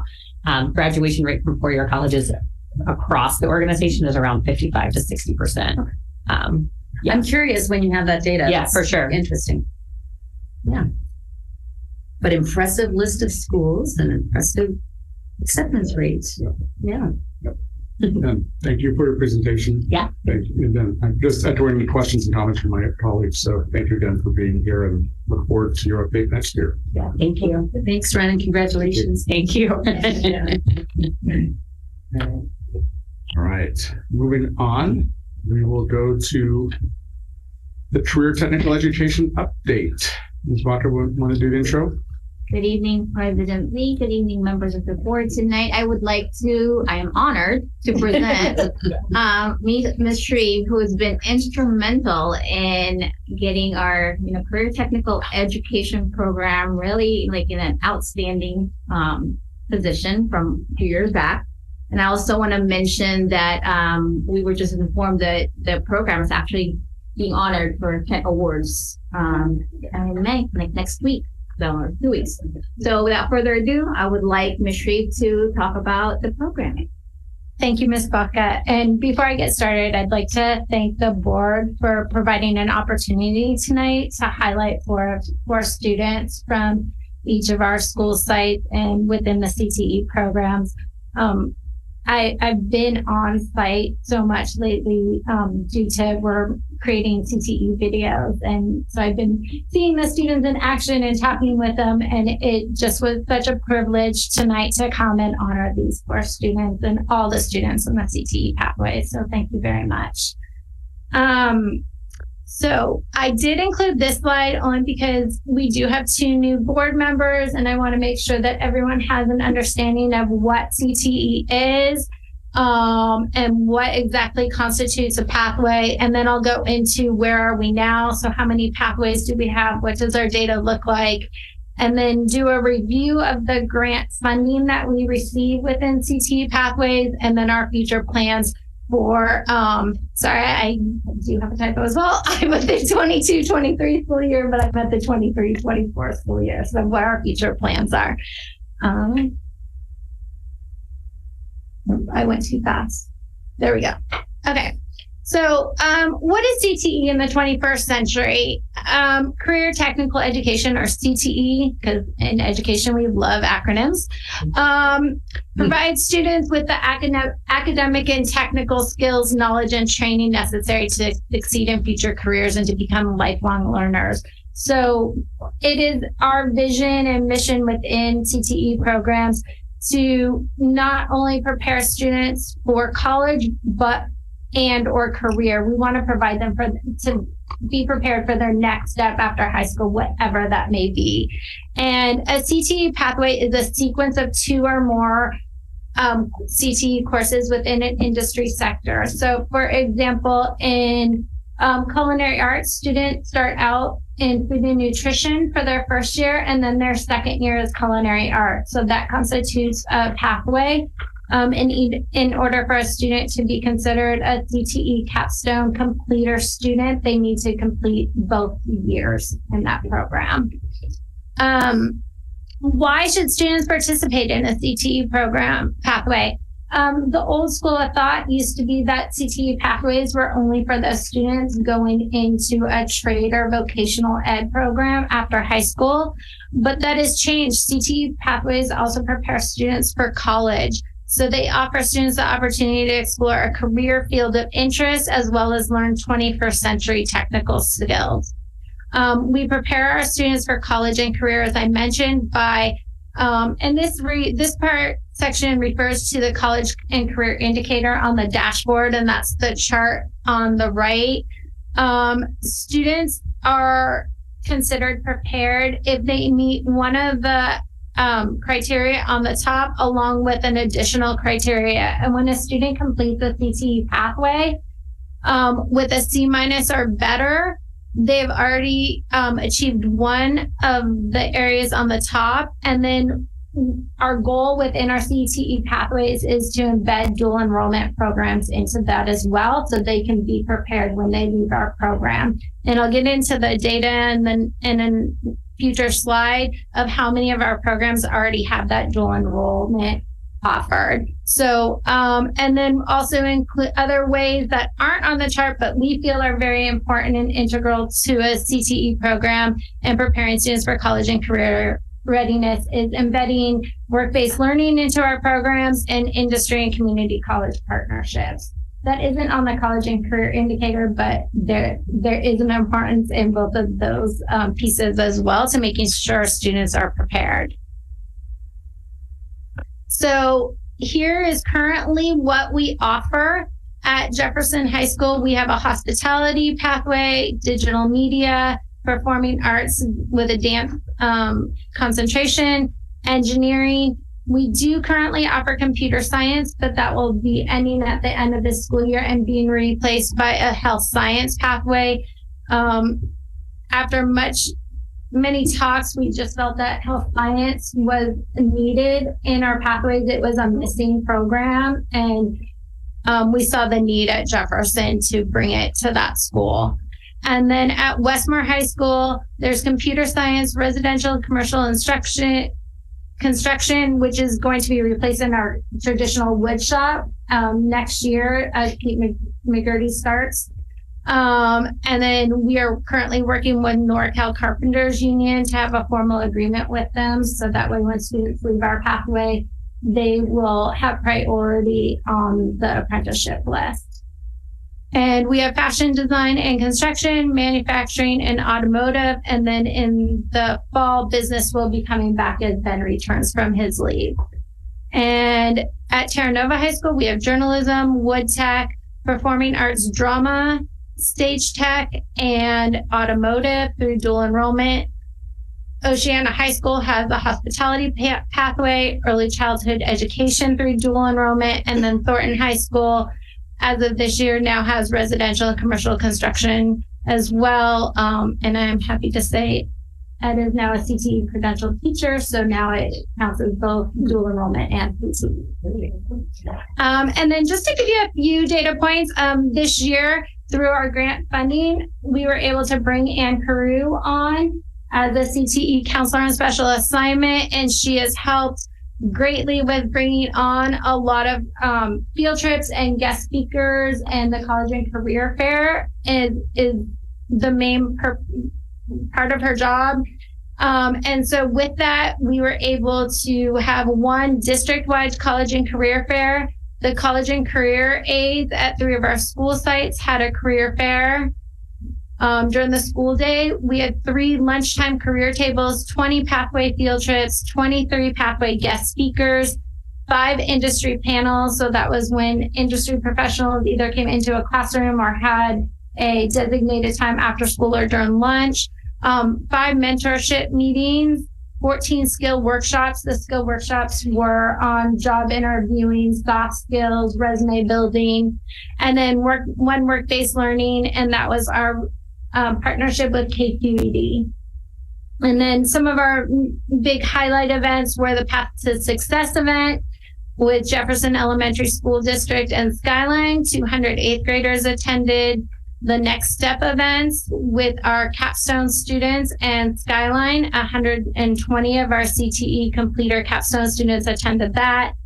Our capstone showcase. Do I need to talk about it? You do. Thank you. Sorry. That's okay. I was like going to catch myself when you told the brother one. Thank you. And then, so our capstone showcases when our CTE students are able to present their portfolios. Many of you attended that event at the different high schools, and it really gives our students the opportunity to demonstrate their skills in global citizenship, leadership, communication, problem solving, and then their industry ready skills and through their portfolio. And I'm really happy it was something that the CTE staff worked on throughout COVID. It was our project that we did as a team, and then we implemented it for the first time last year, and this was our second year, and it really provides students an opportunity to showcase all they've accomplished in those 2 years. And then the last event that we had was last week, where we had a trades informational night that Ann Crew organized, and it was hosted here at the district office, and it was a great success. So getting into the data. You've seen the data. I like to include, this is how many years I've been in this position. So just to look and see where we're at. I'm not going to go through every number, but just to highlight, we've increased our pathway offerings. Sometimes those have been a matter of something going away and something coming in or adding, but we're currently at 19 pathways across the district. And some of those are duplicates. Like we have a hospitality program at both Oceana and Jefferson. We have all of our courses offered. 32 courses are A through G. Just to give you some background on that, there's only 3 courses that are not A through G, which up at Terra Nova and automotive at Westmore. So 4 courses, I guess, if you can consider the intro and the capstone. Our dual enrollment, 29 sections of the 63 are dual enrolled. So those 29 sections, when students leave, if they've taken both years of the pathway, they are considered prepare on the California dashboard. We have significantly increased the number of students who complete a pathway from when I first started 4 years ago. We were at 110 students. Now we're at 301 students completing a pathway. I don't have the data available yet because we haven't finished the year of our special populations, but our goal in CTE is to mimic our district data in these areas. We're not quite there, but we are showing improvement. We have been doing some things as a team to improve how we can do outreach to our students in special populations and make sure that we're meeting their learning needs in the classroom. And I'm going to talk about that a little bit more on another slide. So much of our funding for CTE comes from CTE grants. We have 3 different funding sources. We have the CTE incentive grant, and that's from the state of California. Our award for the next school year is $422,000 roughly. We have our Perkins grant, which is the federal grant that we received next year that has increased slightly. We're at $109,000 for the 23-24 school year. We have our strong workforce grants that are a consortium within San Mateo County. Round 2 closed in December of this year. Round 3 will be closing at the end of this school year. Round 4 we will have until the end of the 23-24 school year. And then our Jefferson Union High School District strong workforce grants, 1 closed, the engineering grant closed in December of this past year. And then round 3, which was our middle school grant, closes at the end of June of this school year. We have applied for CCAP grants. So those are with our community colleges, 1 for each school site. They're $100,000 each. So to make that, to gain some other money, which will help us with dual enrollment. And then we've also applied for a middle college grant with the community college as well. And that's for $250,000 over 4 years. We will not know if we were awarded those grants until June. So to break down where does the money go from all these grants? How do we use it? So Perkins is, as I mentioned, our federal grant. The Perkins grant helps with after school enrichment programs such as Girls Who Code, the Grizzly News, the Skills USA, CTSO that we have. So it helps with all those after school enrichment programs. It also this year money was used to upgrade the Terra Nova drama room with lighting and sound. So half of the grant, of the Perkins grant, was spent on upgrades to the Terra Nova drama room this year. And then it also is used for industry certifications, such as Serve Safe Handler certificate, and then also professional development for our CTE staff. And this is where, as I mentioned, we spend a lot of our time looking at how can we improve what we're doing in the classroom, especially in our first year classes, to make sure that we are meeting the needs of not just all of our students, but our special populations, because within Jefferson Union High School District, CTE is required for 1 year for graduation requirement. So we know those students are enrolling in our first year, but why aren't they going on to complete their second year? And how can we make sure that they're getting the same benefits, that work-based learning that typically happens in our second year programs, the dual enrollment that happens in our second year programs.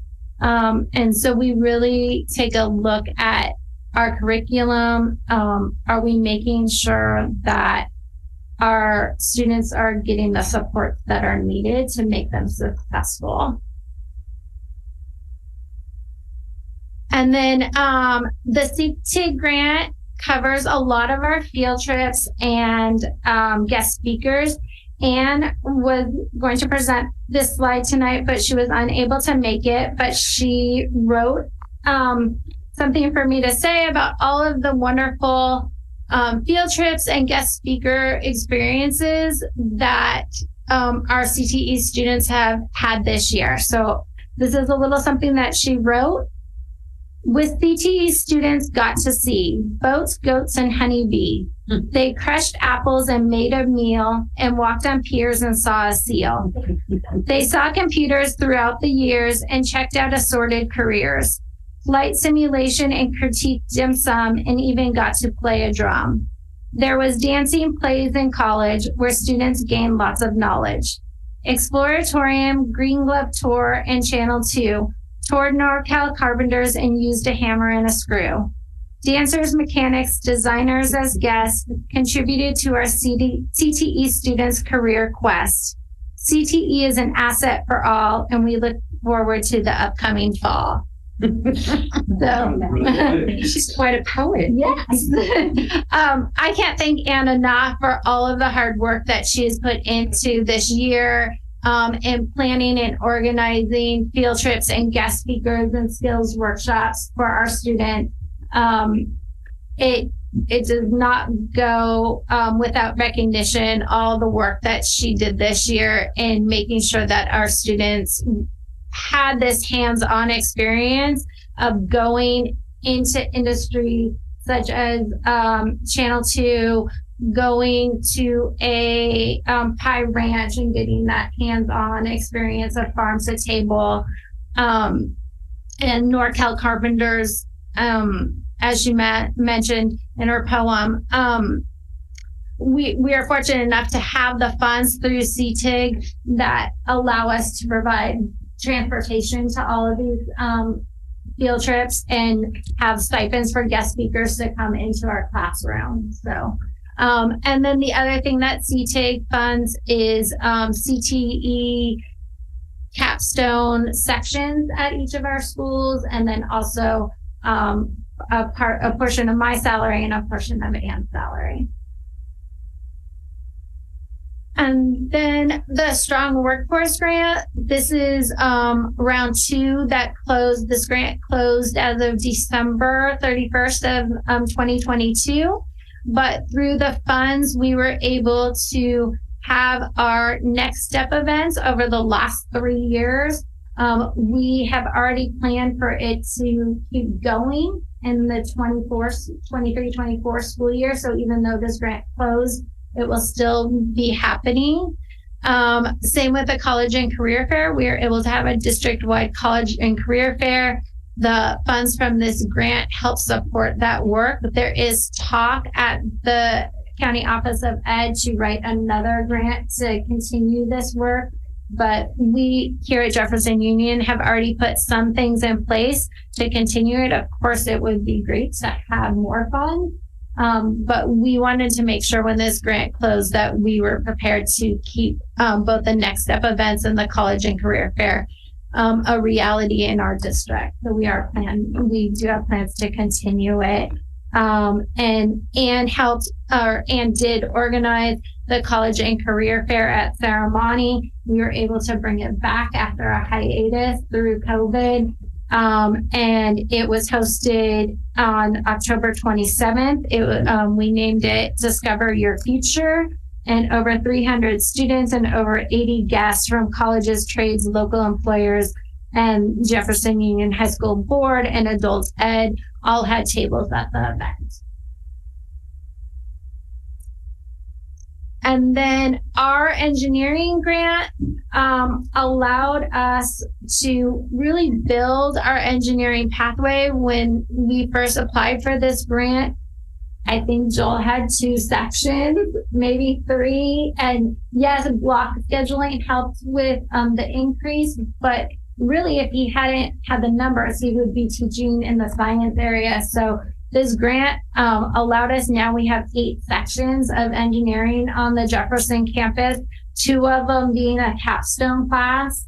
And not only did it help us build the sections, but we upgraded all of the industry equipment in that room. We upgraded the electrical so that it met the needs of an engineering program. Same with the floor in that room, because the equipment creates a lot of dust, which a normal floor you can't clean properly. So we resurfaced the floor in that room. And if you haven't been by there, I recommend to go by that room. It was the old auto shop, and now it is truly an engineering space. And then our Strong Workforce Round 3, which is ending in June, is about increasing equity and access and dual enrollment. So as I mentioned, we have been doing a lot of work in this area. We have a 4-day training coming up, 2 days next week, and then another 2 days in the fall where we will be diving deep into the data portion. We had 1 training in fall of 22, and it's continuing the series of equity, inclusion, and belonging. And we're working with Hatching Results company to provide this training to us. And this is with all of San Mateo County Office of Ed. So it's not just Jefferson Union High School District that attends this series. It's all the high schools districts in San Mateo County. And then our round 3, our middle school, college, and career awareness exploration. I am very sad that this grant is ending because it has been so successful. We have had Path to Success events with our partnership with Skyline College, where each year we brought 200 8th graders up to Skyline College. They've gone to workshops that are facilitated by our CTE teachers. So they get a hands-on workshop of what they'll experience with our CTE classrooms at the high school level. We have also been able through this grant to have a summer program. So the image of the student looking in the microscope is a field trip up to Skyline during the summer. We sponsored a summer program with Pacifica District and Jefferson Elementary School District. Jefferson Elementary did a 2-week summer program. Pacifica did a 5-week program last year. This year, both districts will be doing another 2-week summer program, thanks in part to this grant. We also have been able to create marketing material through this grant to help increase awareness and enrollment in our CTE pathways. So we've created brochures and also videos that will be coming to you soon in June. I've seen some previews. They're pretty amazing videos. I'm very excited about them coming out. And then our round 4 consortium grant with San Mateo County is radically re-imaging pathways to opportunities for historically marginalized communities in San Mateo County grant. This grant provides students internships within San Mateo County during the summer. It just started last summer, and we had many students participate in it last summer, and we're hoping our goal is to have, last year we had 23 students participate in the internships. That's how many spots we were given. The hope is this year that we will have double that spots available. It is the San Mateo County Office of Ed determines how many internships are allotted to each district.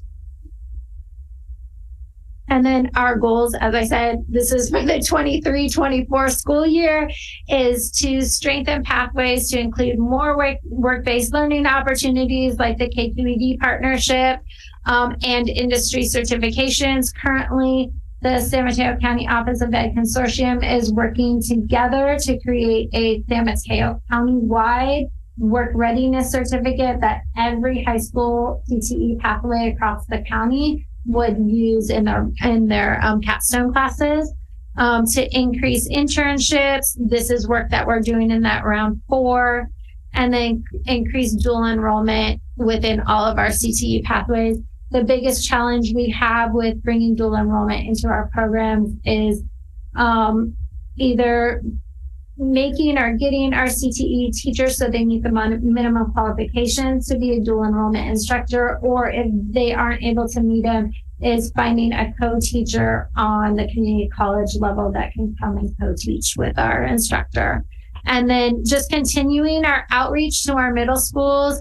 And one idea is to have very specific middle school field trips during the school year to our pathway. I don't know why I didn't include this, but we did have a very successful day and that's where this idea came from. We brought 4th graders from Tobias up to the Oceana Hospitality Program, and it was adorable to see, and it was a great event for all. Our past board member, Carla Ann Garrett, her daughter happened to be in the class. We didn't realize the connection until then, and the students had a great time. And when that happened, Lori and I looked at each other and said, we need to make this happen all the time. So it's definitely something we are looking towards in the future. And then lastly, none of this would be possible without the team that we have. And so I want to make sure to recognize everyone on the CTE team, all of the teachers, the CTE counselors, college and career aides, Jean, she is constantly helping me, and also Natalie Palma and the bus garage team. We have had a lot of transportation requests this year, and she has met every single one of them, and some of them have been last minute. Something comes up and comes to our attention, and we don't want students to miss out on the opportunity. And so I just really like to give her and her team a shout out for all of their dedication and hard work in making sure our students had the transportation to get where they needed. And also to thank Kareem Baca for her guidance. Always, I couldn't do this job without it. And thank you for giving me this opportunity to do this job. I love my job, and I love making a difference. And I love being in the classroom, and I didn't think I ever wanted to be out of it. And I still miss being in the classroom, but this job gives me the opportunity to see how programs like this can make a difference in students' lives. So thank you. Wow. Sorry, I was really long, and I apologize. There's just so much information. No, this is fantastic info. So who wants to kick it off? I did. All right. Thank you. Big as I can make that. Thank you. Congratulations. And I just want to note that I continue to learn that none of this happens by accident. somebody has to plan it all. Somebody has to commit to getting it done. I think I said something like this after we went to San Diego, and I keep hearing all these questions about, well, how did you do housing? We did a presentation on it. We're like, how do I do this and how do I do that? And I said,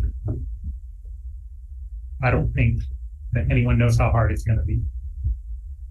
And it happens because somebody makes a commitment and builds a team, kind of pull it all together. So, congratulations. Thank you.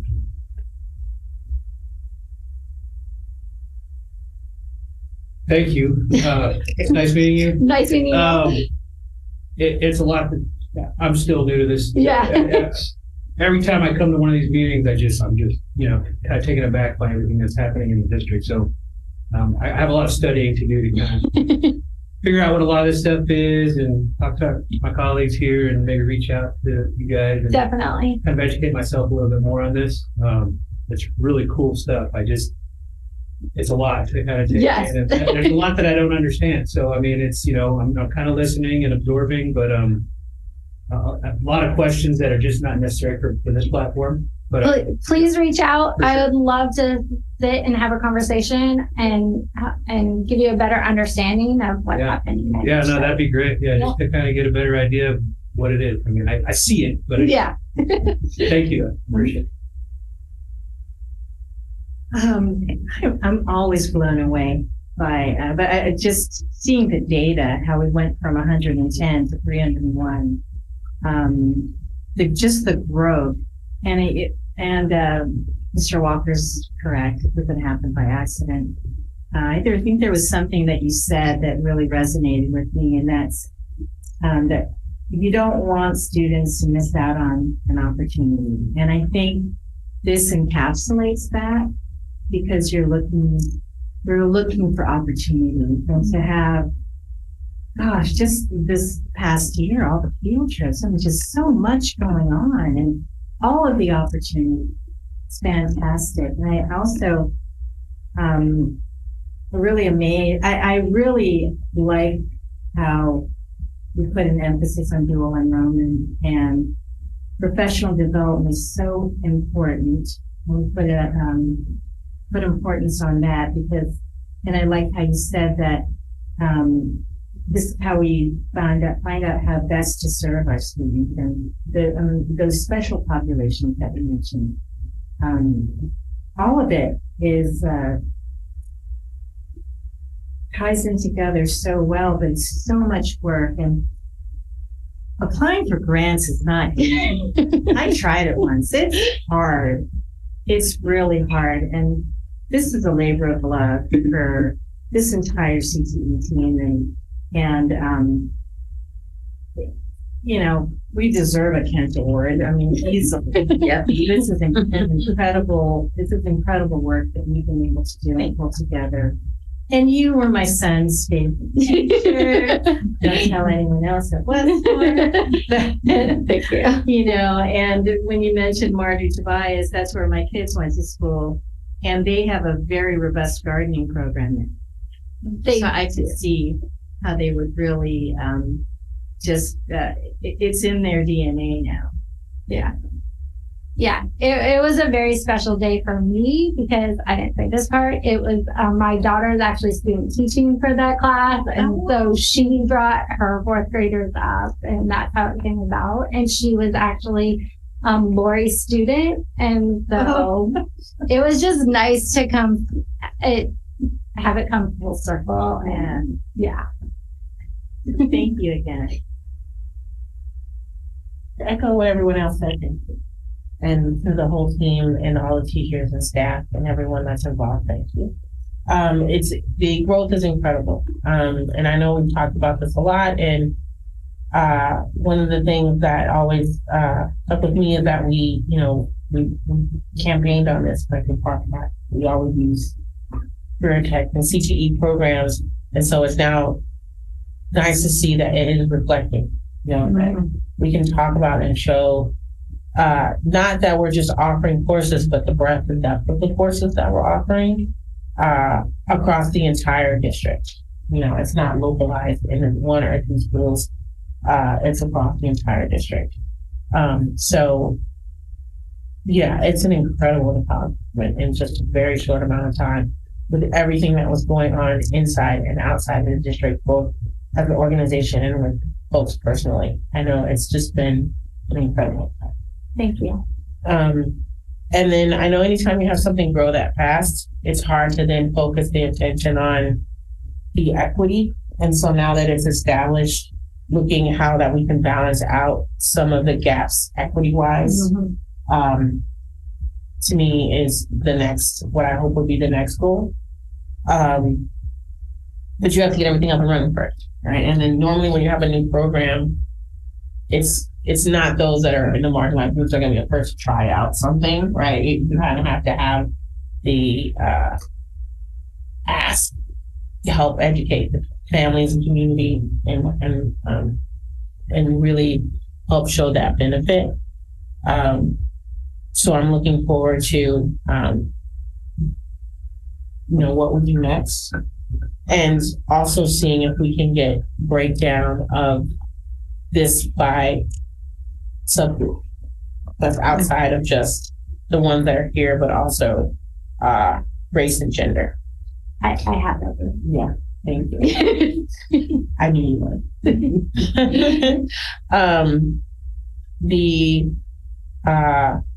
other question I had was more along, like, I know we're partnering with a lot of our unions, and so I'm wondering how much. I mean, are we having conversation with the labor council here in San Mateo County, or have we talked to them at all? No, we've been mainly working through just the county office of ed connecting us, and then also our own connections to the union. So NorCal Carpenters Union connected us with San Mateo County Carpenters Union, and then same with the electrical union. I had some connections that are just personal, and so yeah. Yeah, and then we're working with TIP. Oh, with TIP, okay. Yeah. So, and that's what I was saying. So, and there's other programs outside of TIP, but I think I can give you Julie Lynn's contact information. Okay. I think it would be great. I mean, that's one of the things that she's been advocating for a lot. I think she's unaware of what we're doing. Yeah, I would love to connect with her. Thank you. And then the other question, or the other comment question, was also about the switching focus to health sciences. But I think it's great, just because, not being biased because it's the industry I'm in, but it's just, this is the hub of life. Right, it is. And we've been wanting to bring that program to our schools for a long time, as Corinne said, that it was her mission. And one of the biggest challenge was finding a credentialed teacher, and we found one. So yes, it was actually Jasmine, who is the college and career teacher at Westmore, that came on in the spring. Her industry experience, the industry she came from, was the health industry, and so we approached her and had a conversation, and she was very interested. So it's very hard to find someone, just like in computer science or many of the industries that are in CTE. People in the industry, their salary is a lot more than a teaching salary. And so to come over and be a teacher, they're taking a cut in pay. And so we are very fortunate that we found Jasmine, or she found us. Fantastic. So yeah, I'm really excited because I know while tech kind of rotates and they have the bubble burst, right. Life science is not like that. It's a really steady income and industry where they don't really have the drastic layoffs and stuff that we're seeing in this time. And then again, it's housed here, and there's a constant need for staff. Constant. So I'm very excited that we're looking into that space, and any other help connections that I can do. Yeah, definitely. And then just again, just wrapping up with my overall just congratulations to everybody. I'm just I'm really kind of speechless, floored how much work. I knew about some of the programs, but I wasn't aware of just how many. And this year was the year that I learned like how many are capstone, how many have the dual enrollment, and then the dual enrollment on top of the A to G. Like that's just phenomenal. So thank you. Yeah, incredible work. I'm just like echoing my colleagues. I'm just very excited about the work we've got to see the growth over year. Just a couple of quick questions. I think you kind of alluded to it in your response just now, but when it comes to determining the types of programs we operate at each campus, it really is about who's interested in teaching that particular program. And if they qualify for a CTE credential, because in order to be able to use grant funding for that program, the teacher has to have a CTE credential. And in order to obtain a CTE credential, you have to have industry experience. Okay. And with regards to woodshop and auto, with regards to, is there a plan to move them towards an A through G, or what, or where is this sticking? So the automotive program, it isn't A through G. Those are both, they're not A through G because of the way the course of study is laid out. But the automotive program, even though it's not A through G, it is dual enrolled with Skyline College, so students are earning college credit in that.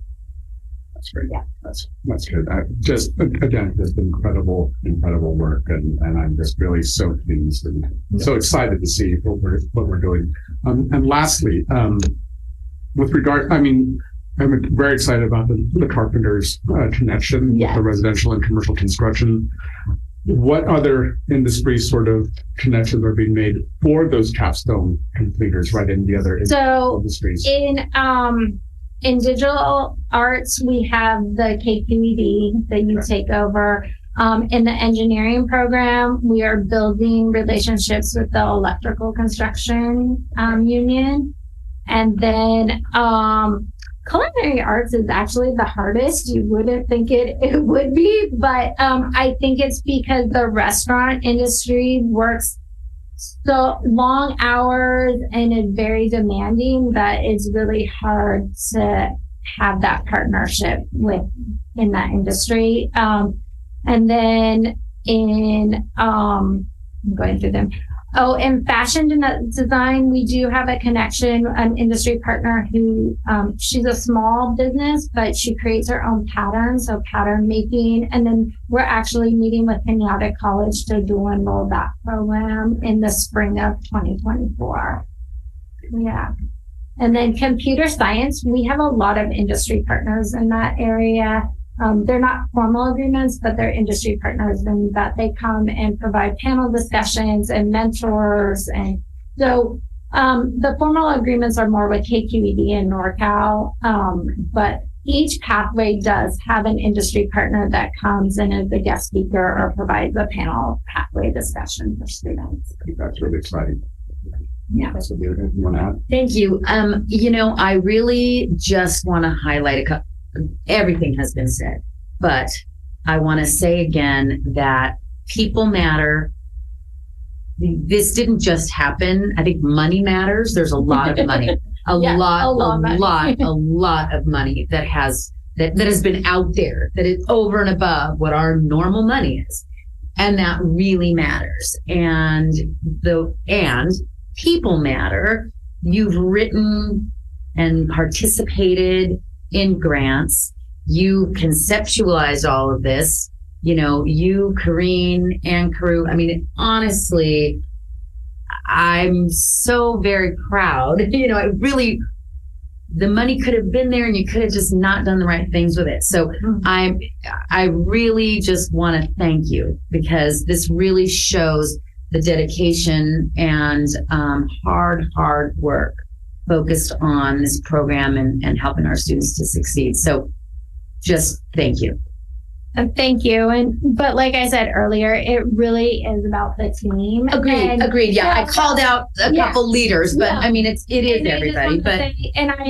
when I sent an earlier email to the team about the Kent Award, it really starts in the classroom and the dedication of the CTE teachers, because when you're a CTE teacher, it doesn't stop in the classroom. You also have to bring in industry partners and these events, and there's a lot more involved, and a lot of extra hours with after school enrichment and all of that. And I just, the dedication and the hard work of the CTE team, none of this could have happened without them. So, yeah. Well, thank you so much. Congratulations again. Thank you very much.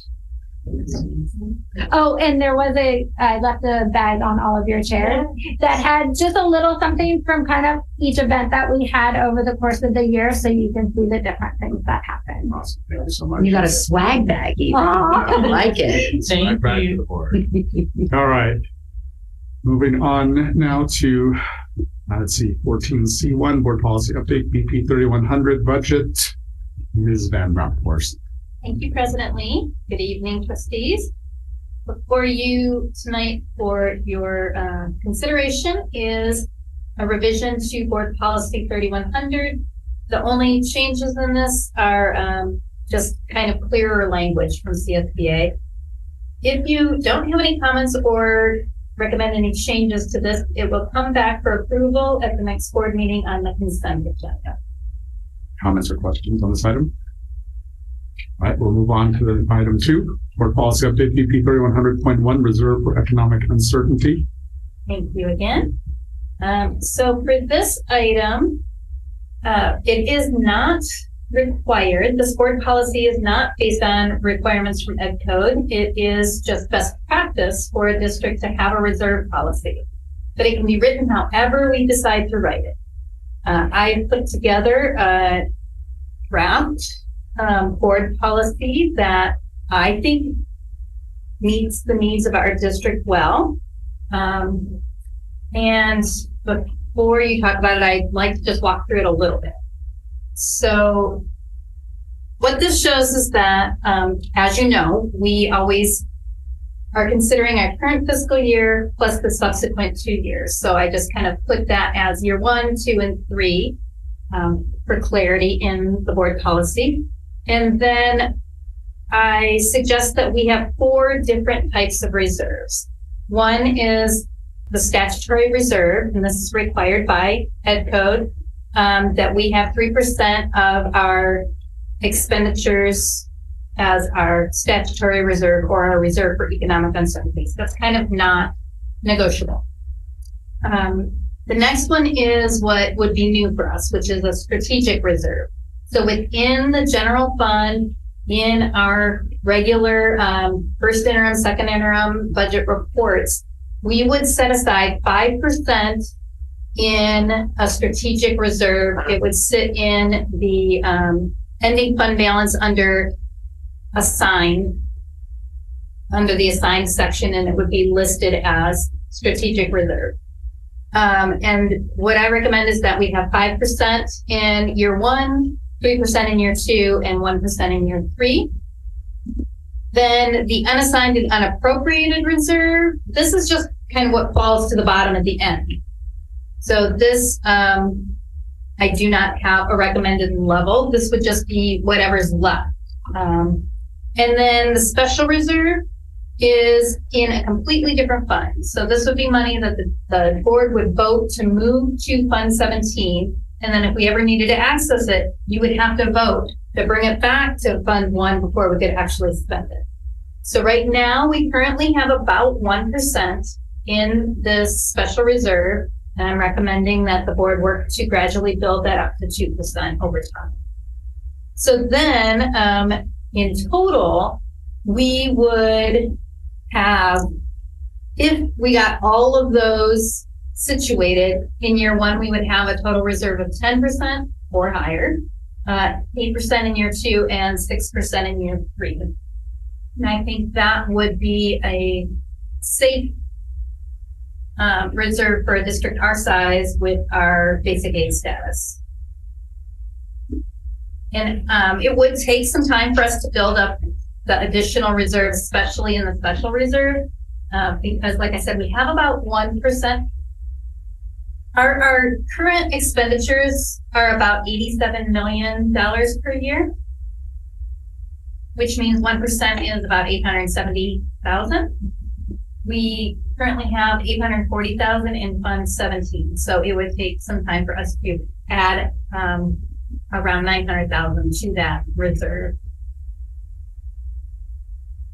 Any questions or comments? Okay. Well, thank All you right, very so much. similar to the other policy, then this will come back on consent at the next board meeting. Great. Thank you. Okay, moving on. Item 15A1, job description, registered behavior technician, Ms. Lujan. Good evening, everyone. Last year, we approved, or you all approved, thanks for your support, a board certified behavior analyst. That person has been very successful, and the need for this person has expanded, and we thought that it would be beneficial if we brought on some support. So before you this evening is a job description for a registered behavior technician, and their role would really be to provide support to the BCBA. And I welcome any questions you may have. Any questions or comments? All right. Well, thank you very much, Ms. Lujan. We do need to make a motion to approve.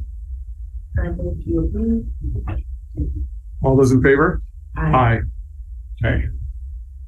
All right. 15B1, Resolution 2022-2023/17, Maintenance Assessment District, Intent to Continue Assessments and Engineers Report Approval. Ms. Van Raaphorst. Thank you again, President Lee. The Maintenance Assessment District generates over $300,000 each year for our school district, and each year the board must follow a 3-step process to keep it going. The first step was action took by the board in February to direct the preparation of the engineer's report. Tonight is the second step, where the board approves the engineer's report and sets a date for the third step, which will be a public hearing on June 6th. So with that, I would like to recommend that you approve resolution 2022-2023/17 that is before you tonight.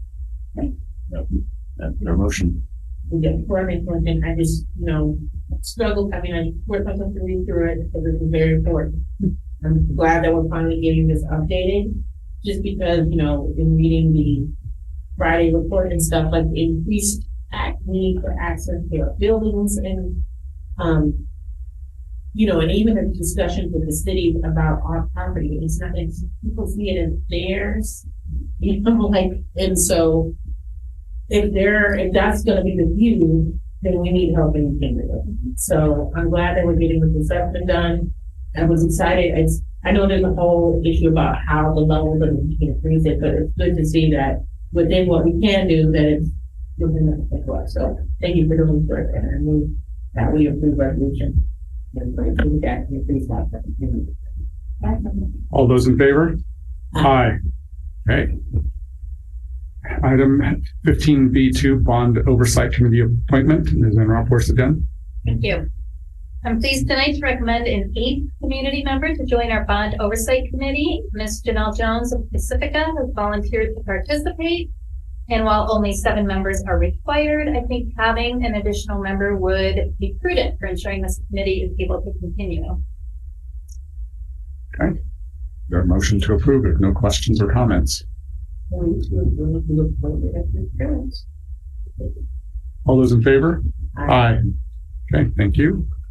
And then item 15B3, Resolution 2022-2023/16, Joint Powers Authority membership in school project or utility rate reduction, SPUR. Thank you. So for my last items tonight, I would like to recommend that we approve participation in SPUR.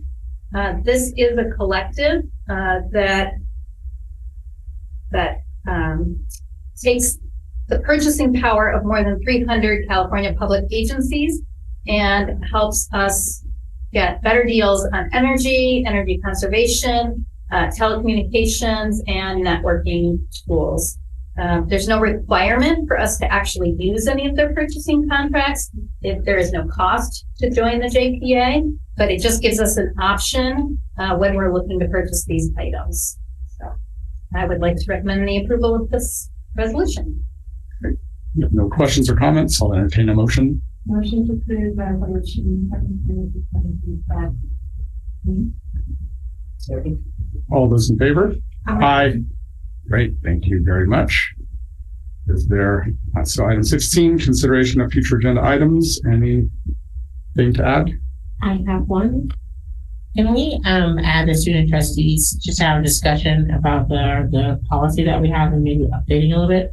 One of the things that came out of the presentation tonight was to maybe see if we can figure, like, first of all, publicizing who they are and making, getting that out into the district as a whole, who the student trustees are.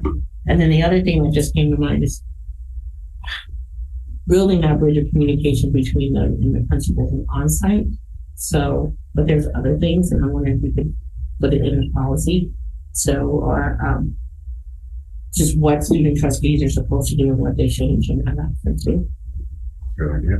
Yes, so create a policy regarding student trustees. I think we have one, but just bringing it out and making some updates to it. Sure. Right. Anything else? Then tonight I will entertain a motion to adjourn. Second. All those in favor? Aye. Meeting adjourned at 9:17 p.m. Thank you, everybody. Thank you.